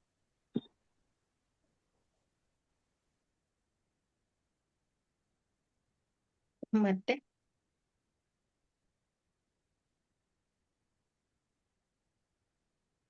ಸರ್ ಇದು ನಮಸ್ತೆ. ನಮಸ್ತೆ. ಸಿಸ್ಟರ್, ಹೇಳಿ. ಪ್ರಳಯ ಆದ್ಮೇಲೆ ಯಾರ್ಯಾರು ಯಾವ ವೃತ್ತದಲ್ಲಿರ್ತಾರೆ, ಅಂದ್ರೆ ಯಾವ ಸ್ಟೇಜಸ್ ಅಲ್ಲಿ ಇರ್ತಾರೆ, ಅದೆಲ್ಲ ಹೋಗಿ ಮತ್ತೆ ಹೊಸದಾಗಿ ಅದು ಹುಟ್ಟಿ ಬರ್ತಾರೆ, ಅಥವಾ ಬಂದಾಗ ಯಾವ ಬಿಂದುವಿನಲ್ಲಿ ಇರ್ತಾರಲ್ಲ, ಯಾವ ವೃತ್ತದಲ್ಲಿ ಇರ್ತಾರಲ್ಲ, ಅಲ್ಲಿಂದ ಮುಂದುವರಿತಾರ, ಇಲ್ಲ ಮತ್ತೆ ಅವ್ರಿಗೆ ಹೊಸ ಜೀವನನ ಸಿಸ್ಟರ್? ನಿಮ್ಮ ಪ್ರಶ್ನೆ ಅರ್ಥ ಆಗ್ಲಿಲ್ಲ ನಂಗೆ. ಓಕೆ, ಈಗ ಪ್ರಳಯ ಆಗುತ್ತೆ ಅಂತ ನಮ್ಗೆ ಗುರುಗಳಿದ್ದಾರೆ, ಅವರ ಕೆಳಗಿದ್ದೀವಿ, ಅವರೆಲ್ಲ ಇರುವಾಗ ನಮ್ಗೆ ಯಾವುದೇ ರೀತಿ ಭಯವಿರಲ್ಲ. ಆ ಒಂದು ಇದರಲ್ಲಿ ನಾವು ಮೂವ್ ಆಗ್ತಾ ಇರ್ತೀವಿ. ಗುರುಗಳು ಹೇಗೆ ತಗೊಂಡ್ರೆ ಹಾಗೆ ಹೋಗ್ತಾ ಇರ್ತೀವಿ ಸಿಸ್ಟರ್. ಪ್ರಳಯ ಆದ್ಮೇಲೆ ಯಾರ್ಯಾರು ಯಾವ್ಯಾವ ಸ್ಟೇಜ್, ಅಂದ್ರೆ ಸಾಧನೆ ಮಾಡಿರೋರಾಗಿರ್ಬೋದು, ಮಾಡದೇ ಇರೋರಾಗಿರ್ಬೋದು, ಯಾವ್ದಾದ್ರು ವೃತ್ತಲ್ಲಿ ಇರ್ತಾರಲ್ಲ, ಅಂದ್ರೆ ಅವರು ಕಂಪ್ಲೀಟ್ ಆದಾಗ ಮಾಸ್ಟರ್ಗೆ ಸರೆಂಡರ್ ಆಗಿ ಅವರು ಧೈರ್ಯವಾಗಿ ಹೋದಾಗ ಅವ್ರು ಯಾವ ಸ್ಟೇಜ್ ಅಲ್ಲಿ ಇರ್ತಾರಲ್ಲ ಸಿಸ್ಟರ್, ಅಂದ್ರೆ ಅವರ ವೃತ್ತ, ಆ ಸ್ಟೇಜು ಅದು ಕಂಪ್ಲೀಟ್ ಹೊರಟೋಗುತ್ತಾ ಅಂತ ಕೇಳ್ತಾ ಇದ್ದೀನಿ ಸಿಸ್ಟರ್. ನೋಡಿ, ಮತ್ತೆ ಮಹಾಪ್ರಳಯ ಅಂತಂದ್ರೆ ಏನಿದೆ, ಅದು ಪ್ರತಿಯೊಬ್ಬರು ಆ ಹಂತಕ್ಕೆ ಬಂದಾಗೇನೆ. ಈಗ ಅಂದ್ರೆ ಬಾಬೂಜಿ ಆಯ್ತು, ಲಾಲಾಜಿ ಆಯ್ತು, ಕೇಂದ್ರ ಮಂಡಲದಲ್ಲಿರ್ತಕ್ಕಂಥ ಎಲ್ಲಾ ಉನ್ನತಾತ್ಮಗಳು ಏನು ಒಂದು ಸಾರೂಪ್ಯತೆಯನ್ನ ಪಡೆದುಕೊಂಡಿದಾರಲ್ಲ, ನಾವು ಅಂಥ ಸಾರೂಪ್ಯತೆಯನ್ನ ಪಡೆದಾಗ ಪ್ರತಿಯೊಂದು ಭೂಮಿಯ ಮೇಲೆ ಇದ್ದಂಥ ಪ್ರತಿಯೊಬ್ರು ಆ ಪರಿಶುದ್ಧ ಅವಸ್ಥೆಗೆ ಬಂದಾಗ ಮಾತ್ರ ಅದು ತನ್ನೊಳಗಡೆ ಕರೆದುಕೊಳ್ಳುತ್ತೆ. ನಾವು ಈ ವಲಯದಲ್ಲಿ ಇದ್ದೀವಿ, ಆ ವಲಯದಲ್ಲಿ ಇದ್ದೀವಿ, ಆ ತರ ಇಲ್ಲ. ಈಗ ಆಲ್ರೆಡಿ ಪರಿಶುದ್ಧವಾಗಿದ್ದವರು ಅಲ್ಲಿ ವೇಟ್ ಮಾಡ್ತಾ ಇದ್ದಾರೆ. ನಾವು ಪರಿಶುದ್ಧ ಆಗಿ ಹೋಗೋವರೆಗೂ ಅವ್ರು ವೇಟ್ ಮಾಡ್ಲೇಬೇಕು. ಆ ಮಹಾಪ್ರಳಯ ಯಾವಾಗ ಬರ್ತದೋ ಗೊತ್ತಿಲ್ಲ. ಭೂಮಿಯ ಮೇಲೆ ಇದ್ದಂಥ ಎಲ್ಲವೂ ಆ ತನ್ನ ಮೂಲ ರೂಪದಲ್ಲಿ ಹೇಗಿತ್ತಲ್ಲ, ಮತ್ತೆ ಎಲ್ಲವೂ ಆ ಪರಿಶುದ್ಧ ಅವಸ್ಥೆಗೆ ಬಂದಾಗ ಮಾತ್ರ ಅದು ತನ್ನೊಳಗಡೆ ಎಲ್ಲವನ್ನ ಸೆಳೆದುಕೊಳ್ಳಲಿಕ್ಕೆ ಶುರು ಮಾಡ್ತದೆ. ನಾವು ಈ ಕ್ಷೇತ್ರದಲ್ಲಿ ಇದ್ದೀವಿ, ಆದ್ರೂ ಅಲ್ಲಿ ಮಹಾಪ್ರಳಯದಲ್ಲಿ ಒಂದಾಗಿ ಬಿಡ್ತೀವಿ ಅಂತ ಹೇಳಿ ಅನ್ಲಿಕ್ಕೆ ಆಗಲ್ಲ. ಮಹಾಪ್ರಳಯ ಬರ್ಲಿಕ್ಕೆ ಸಾಕಷ್ಟು ಟೈಮ್ ಇದೆ ಅಂತೆ ಇನ್ನು. ಅಲ್ಲಿಯವರೆಗೆ ನಾವು ಎಲ್ಲರೂ ಪರಿಶುದ್ಧ ಆಗ್ಲೇಬೇಕು. ಹಾಗೆ ಆಗ್ತೀವಿ. ನಿಸರ್ಗದ ನಿಯಮದ ಪ್ರಕಾರ ಮಹಾಪ್ರಳಯ ಬರೋವರೆಗೂ ನಾವು ಪರಿಶುದ್ಧ ಆಗ್ತೀವಿ, ಇಲ್ಲ ಅಂತ ಹೇಳಿ ಇಲ್ಲ. ಆದ್ರೆ ಈ ಜನನ ಮರಣಗಳ ಚಕ್ರದಿಂದ ನಾವೇನ್ ಎಸ್ಕೇಪ್ ಆಗ್ಬೇಕಾಗಿದೆಯಲ್ಲ, ಅದರ ಸಲುವಾಗಿ ಈ ಸಾಧನೆ. ನಾವು ಈ ಮತ್ತೆ ಹುಟ್ಟು ಬರೋದು, ಸಾಯೋದು, ಮತ್ತೆ ಹುಟ್ಟೋದು, ಮತ್ತೆ ಸಾಯೋದು, ಕರ್ಮಗಳನ್ನ ಮಾಡೋದು, ಸಂಸ್ಕಾರಗಳನ್ನ ಉಂಟು ಮಾಡ್ಕೊಳ್ಳೋದು, ಭೋಗಿಸೋ ಸಲುವಾಗಿ ಮತ್ತೆ ಹುಟ್ಟಿ ಬರೋದು, ಇದು ನಿರಂತರವಾದಂತ ಒಂದು ಪ್ರಕ್ರಿಯೆಯಾಗಿದೆ. ಆದ್ರೆ ಈಗ ಇಲ್ಲಿ ನಿಸರ್ಗ ಗುರು ಅಂತ ಹೇಳಂತನ್ನವರಿಗೆ ಮಧ್ಯೆ ಕೊಟ್ಟು ನಾವು ಇದರಿಂದ ಎಸ್ಕೇಪ್ ಆಗ್ಲಿಕ್ಕೆ ಒಂದು ಅವಕಾಶ ಒದಗಿಸಿಕೊಟ್ಟಿದೆ ನಮ್ಗೆ. ಹಾಗಾಗಿ ನಾವು ಆ ಸೇಫರ್ ಝೋನ್ ಅಲ್ಲಿ ವೇಟ್ ಮಾಡ್ತಿರ್ತೀವಿ. ಯಾರ್ಯಾರು ಮತ್ತೆ ಆ ಸಾರೂಪ್ಯತೆಯನ್ನ ಪಡಿತಾ ಹೋಗ್ತಾರೋ ಅವರೆಲ್ಲ ಮತ್ತೆ ಆ ಕೇಂದ್ರ ಮಂಡಲಕ್ಕೇನೆ ಬಂದು ಸೇರ್ತಾರೆ.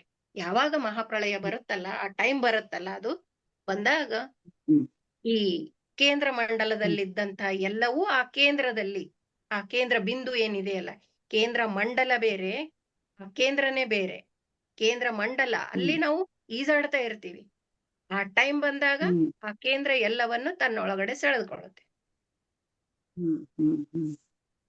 ಕ್ಲಿಯರ್ ಆಯ್ತಾ ಸಿಸ್ಟರ್? ಕ್ಲಿಯರ್ ಆಯ್ತು ಸಿಸ್ಟರ್. Thank you sister.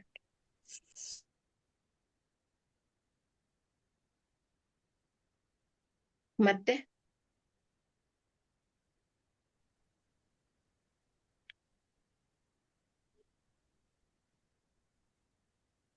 ಏನಾದ್ರೂ ಪ್ರಶ್ನೆಗಳಿವೆನಾ?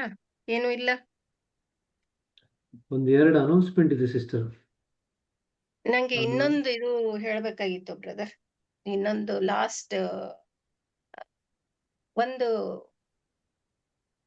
ಟೈಮ್ ಏನು ಅದಕ್ಕಿಂತಲೂ ಮೊದಲಿನ ಒಂದು ಕ್ಲಾಸ್ ಅಲ್ಲಿ ಇನಿಷಿಯೇಷನ್ ಅಂತ ಹೇಳಿ ಬಂದಾಗ ಸಂಸ್ಕಾರ ಅಂತ ಅನ್ನೋ ಶಬ್ದ ಬಂದಿತ್ತು. ಕನ್ನಡದಲ್ಲಿ ಅದು ಸಂಸ್ಕಾರ ಅಂತ ಹೇಳಿ ಬಂದಿತ್ತು. ಯಾರು ಕೇಳಿದ್ರಿ ನೀವು? ಅದು ಸೌಮ್ಯ ಸಿಸ್ಟರ್ ಇದ್ದೀರಾ? ಕಾನಕ್ ಹೋಗಿದ್ದೀರಾ? ಇಲ್ಲ ಸಿಸ್ಟರ್ ಇದೀನಿ. ಇದ್ದೀರಲ್ಲ? ಹಾ. ಹ್ಮ್. ಅದು ಇಂಗ್ಲಿಷ್ ಅಲ್ಲಿ ಇನಿಶಿಯೇಷನ್ ಅಂತ ಹೇಳಿ ಇದೆ. ಆದ್ರೆ ಓಕೆ. ಕನ್ನಡದಲ್ಲಿ ದೀಕ್ಷೆ ಅಂತ ಹೇಳಿ ಆಗ್ಬೇಕಾಗಿತ್ತು. ಸಂಸ್ಕಾರ ಅಂತ ಹಾ. ಹೇಳಿ ಯಾಕೆ ಬರ್ತಿದ್ರಿ ಇವ್ರು ಅಂತ ಹೇಳಿ ಕೆಲವು ಹ್ಮ್. ದಿವಸಗಳಿಂದ ನನ್ನ ಹ್ಮ್. ತಲೆಯಲ್ಲಿ ಇತ್ತು. ಓಕೆ. ಬಳಸ್ಬೋದಾಗಿತ್ತು, ಅಫ್ಕೋರ್ಸ್ ದೀಕ್ಷೆ ಅಂತಾನೂ ಬಳಸ್ಬೋದಾಗಿತ್ತು. ಆದ್ರೆ ಈ ಹ್ಮ್. ಸಂಸ್ಕಾರ ಅಂತನೋ ಶಬ್ದ ಏನ್ ಬಳಸಿದಾರಲ್ಲ, ಹ್ಮ್. ಒಬ್ಳು ಹೆಣ್ಮಗಳು ಪ್ರೆಗ್ನೆಂಟ್ ಆದಾಗನು ಸೀಮಂತ ಅಂತ ಏನ್ ಮಾಡ್ತೀವಲ್ಲ, ಹ್ಮ್. ಈ ಸಂಪ್ರದಾಯದಲ್ಲಿ ಸೀಮಂತ ಅಂತ ಏನ್ ಮಾಡ್ತೀವಲ್ಲ, ಅದು ಕೂಡ ಹ್ಮ್. ಒಂದು ಸಂಸ್ಕಾರನೇ. ಮಗುವಿಗೆ ನಾಮಕರಣ ಅಂತ ಮಾಡ್ತೀವಲ್ಲ, ಅದು ಒಂದು ಸಂಸ್ಕಾರನೇ. ಉಪನಯನ ಅಂತ ಮಾಡ್ತಾರಲ್ಲ, ಮುಂಜಿ ಏನಂತೀರಿ ನೀವು ಅದಕ್ಕೆ? ಉಪನಯನ ಅಂತ ಹೇಳಿ ಮಾಡ್ತಾರಲ್ಲ, ಅದು ಒಂದು ಸಂಸ್ಕಾರನೇ. ಕೊನೆಗೆ ದೇಹ ಬಿಡುವಾಗ ದೇಹ ಬಿಟ್ಟಾದ್ಮೇಲೆ ಆ ಶರೀರವನ್ನ ಸ್ಮಶಾನಕ್ಕೆ ತೆಗೆದುಕೊಂಡು ಹೋಗಿ ನಾವು ಅದನ್ನ ಸುಡ್ತೀವಲ್ಲ, ಅದನ್ನು ಕೂಡ ಅಂತಿಮ ಸಂಸ್ಕಾರ ಅಂತ ಹೇಳ್ತಾರೆ. ಇದ್ದೀರಾ? ಕೇಳಿಸ್ಕೊಳ್ತಾ ಇದ್ದೀರಾ? ಹಾ ಸಿಸ್ಟರ್ ಕೇಳಿಸ್ತಾ ಇದೆ. ಹ. ಅಂದ್ರೆ ಈ ಧಾರ್ಮಿಕ ಸ್ತರದಲ್ಲಿ ಇವೆಲ್ಲವುಗಳನ್ನೇನ್ ಮಾಡ್ತಾರಲ್ಲ, ಇವೆಲ್ಲವುಗಳಿಗೂ ಸಂಸ್ಕಾರ ಅಂತನ್ನೋ ಶಬ್ದವನ್ನೇ ಬಳಸಿದಾರ ಅವರು.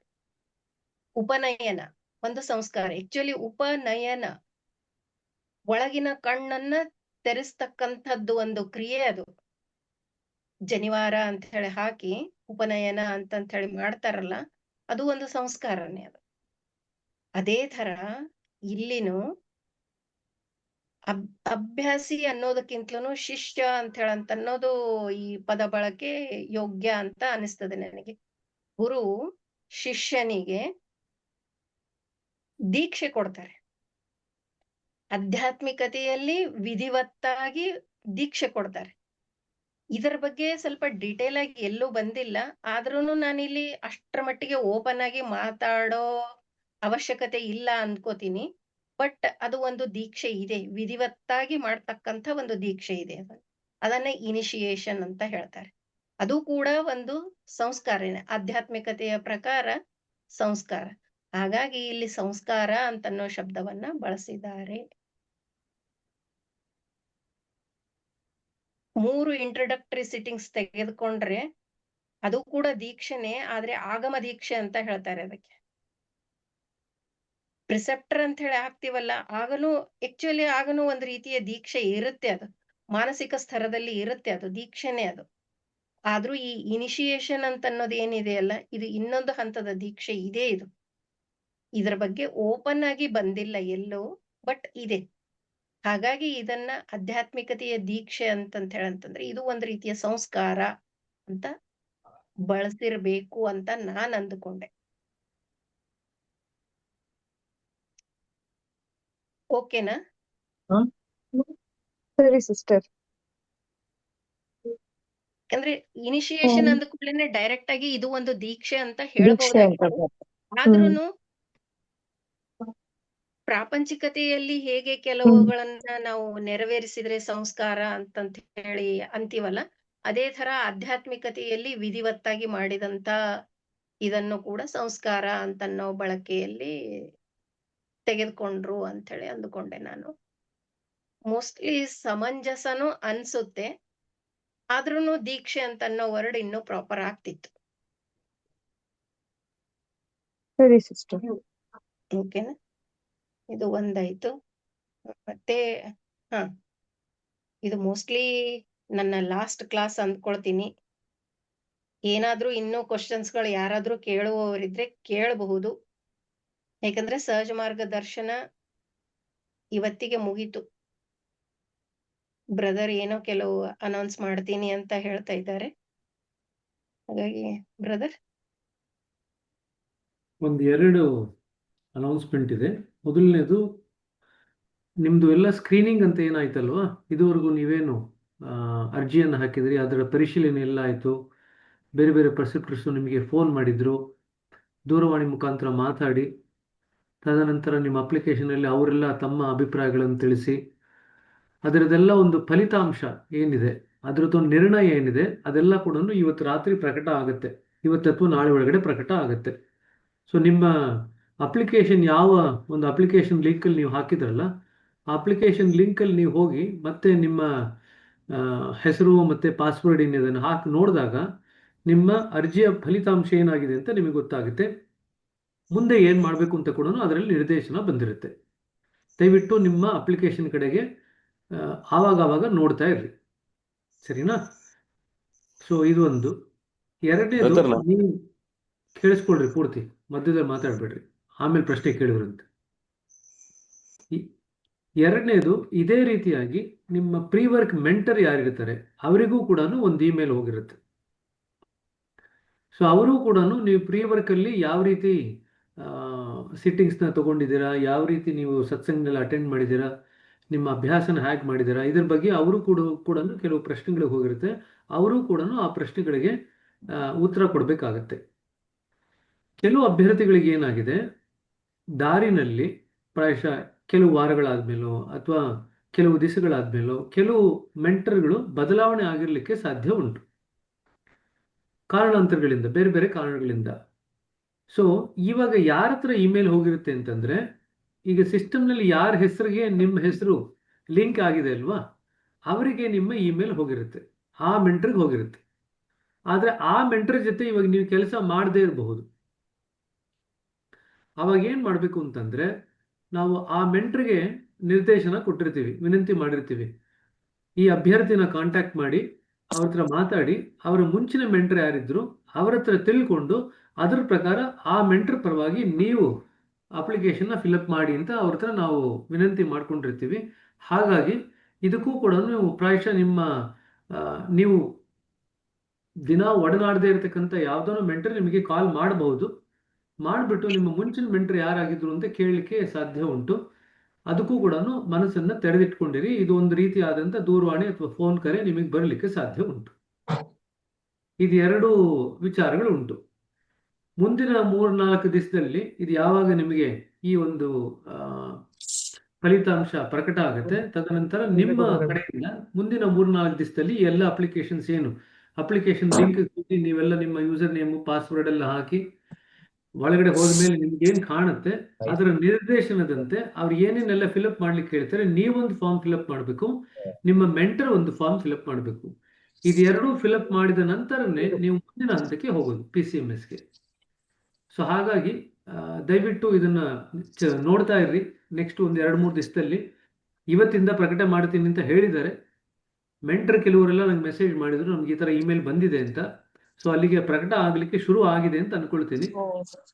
ಸೊ ಇವತ್ತು ಈ ವೀಕೆಂಡ್ ಅಲ್ಲಿ ದಯವಿಟ್ಟು ಇದನ್ನೆಲ್ಲ ನೋಡ್ರಿ.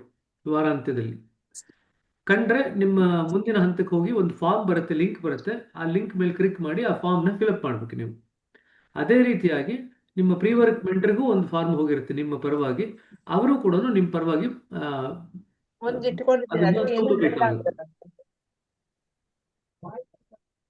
ಅದನ್ನ ತುಂಬಬೇಕಾಗುತ್ತೆ. ಇದಿಷ್ಟು ಜ್ಞಾಪಕ ಇಟ್ಕೊಳ್ರಿ. ಈಗ ಏನಾದ್ರು ಪ್ರಶ್ನೆಗಳಿದ್ರೆ ಕೇಳ್ರಿ.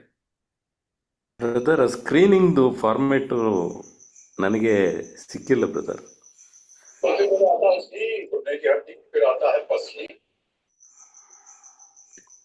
ಅರ್ಥ ಆಗ್ಲಿಲ್ಲಪ್ಪ, ಸ್ಕ್ರೀನಿಂಗ್ ಫಾರ್ಮೆಟ್ ಅಂದ್ರೆ ಏನು ಅಂತ. ಸ್ಕ್ರೀನಿಂಗ್ ಈಗ ಹೇಳಿದ್ರೆ ಬ್ರದರ್, ಅಪ್ಲಿಕೇಶನ್ ಫಿಲ್ ಮಾಡಿ ಕಳಿಸ್ಬೇಕು ಅಂತ. ಅಪ್ಲಿಕೇಶನ್ ಫಿಲ್ ಮಾಡಿದ್ಮೇಲೆ ನಿಮ್ ಸ್ಕ್ರೀನಿಂಗ್ ಆಗಿಲ್ವಾ? ಅದು ಫಿಲ್ಲಿಂಗ್ ಫಾರ್ಮೇಟ್ ಇದೆಯಲ್ಲ, ಅದು ನನಗೆ ಯಾತ್ರ ಮುಖಾಂತರ ಕಳಿಸ್ತಾರೆ, ಮೇಲಲ್ಲಿ ಕಳಿಸ್ತಾರೆ ಅಂತಂದ್ರೆ ಯಾರೋ ಒಬ್ರು ವಿಡಿಯೋ ಕಾಲ್ ಮಾಡಿರ್ತಾರೆ, ವಿಡಿಯೋ ಕಾಲ್ ಮಾಡಿ ನಿಮ್ಮ ಹತ್ರ ಏನ್ ಚರ್ಚೆ ಮಾಡಿರ್ತಾರೆ ಅದನ್ನ ಇಲ್ಲಿ ಫಿಲ್ ಅಪ್ ಮಾಡಿರ್ತಾರೆ. ನಿಮ್ಗೆ ಅದಾಗಿಲ್ಲ ಅಂದ್ರೆ ನಿಮಗೆ ಸ್ಕ್ರೀನಿಂಗ್ ಆಗಿಲ್ಲ ಅಷ್ಟೇ. ಬ್ರದರ್, ಯಾಕೆಂದ್ರೆ ನಿಮ್ಮ ಹೆಸರು ಎಲ್ಲೂ ನನ್ಗೆ ಕಂಡಂಗೆ ಜ್ಞಾಪಕ ಇಲ್ಲ. ಇತ್ತೀಚೆಗೆ ನೀವು ಬರ್ಲಿಕ್ಕೆ ಶುರು ಮಾಡಿದ್ರೆ ನಿಮ್ಮ ಹೆಸರು ನಮ್ಗೆ ಎಲ್ಲೂ ಕಂಡಂಗೆ ಜ್ಞಾಪಕ ಇಲ್ಲ. ನಂದು ಇಂಗ್ಲಿಷ್ ಬ್ರದರ್, ಇಂಗ್ಲಿಷ್ ಇದು ಅಲ್ಲ, ಹೆಸರು ಜ್ಞಾಪಕ ಇಲ್ಲ ನಂಗೆ. ನಿಮ್ಮ ಹೆಸರು ಏನಿದೆ ಪೂರ್ತಿ ಡೀಟೇಲ್ಸು, ಹೆಸರು ಮತ್ತೆ SRC ID ಕಳಿಸಿದ್ರೆ ನಿಮ್ಮ ಅಪ್ಲಿಕೇಶನ್ ಮುಂದಕ್ಕೆ ಹೋಗಿದೆ ಅಂತ ನೋಡ್ಬೋದು ಬೇಕಾದ್ರೆ. ಕಳಿಸಿದ್ದೀನಿ ಬ್ರದರ್ ತಮಗೆ. ಸರಿ, ಹಾಗಾದ್ರೆ ನೀವು ಅಪ್ಲಿಕೇಶನ್ ಏನ್ ಫಿಲಪ್ ಮಾಡಿದ್ರಲ್ಲ ಅದರಲ್ಲಿ ಲಾಗಿನ್ ಆಗಿ ನೋಡ್ರಿ ಏನಾಗಿದೆ ಅಂತ. Okay brother. ಸರಿ, ಇನ್ಯಾವ್ದೇನಾದ್ರು ಪ್ರಶ್ನೆ ಇದೆಯಾ?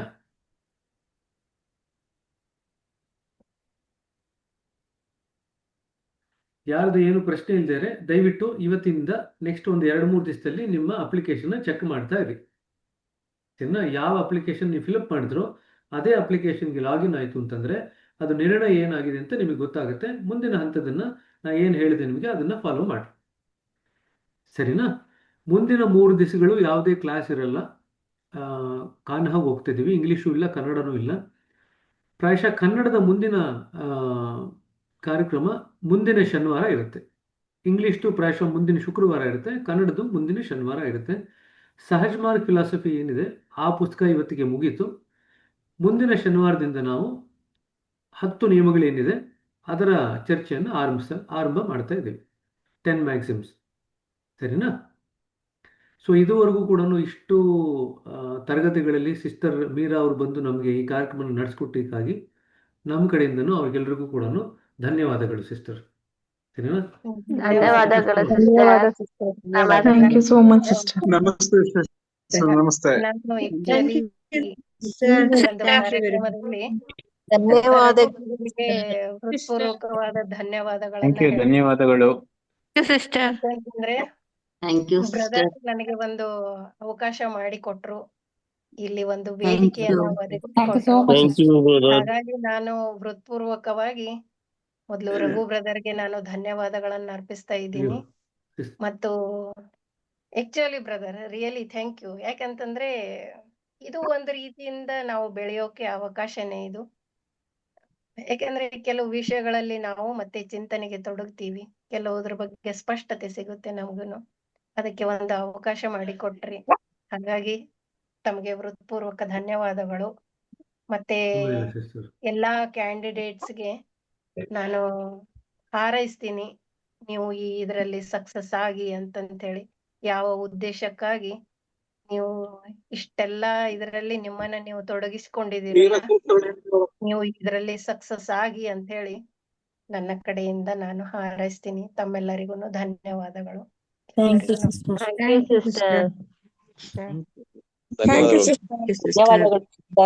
ಯು. ಎಲ್ರಿಗೂ ನಮಸ್ತೆ. ಸಿಸ್ಟರ್. Thank you.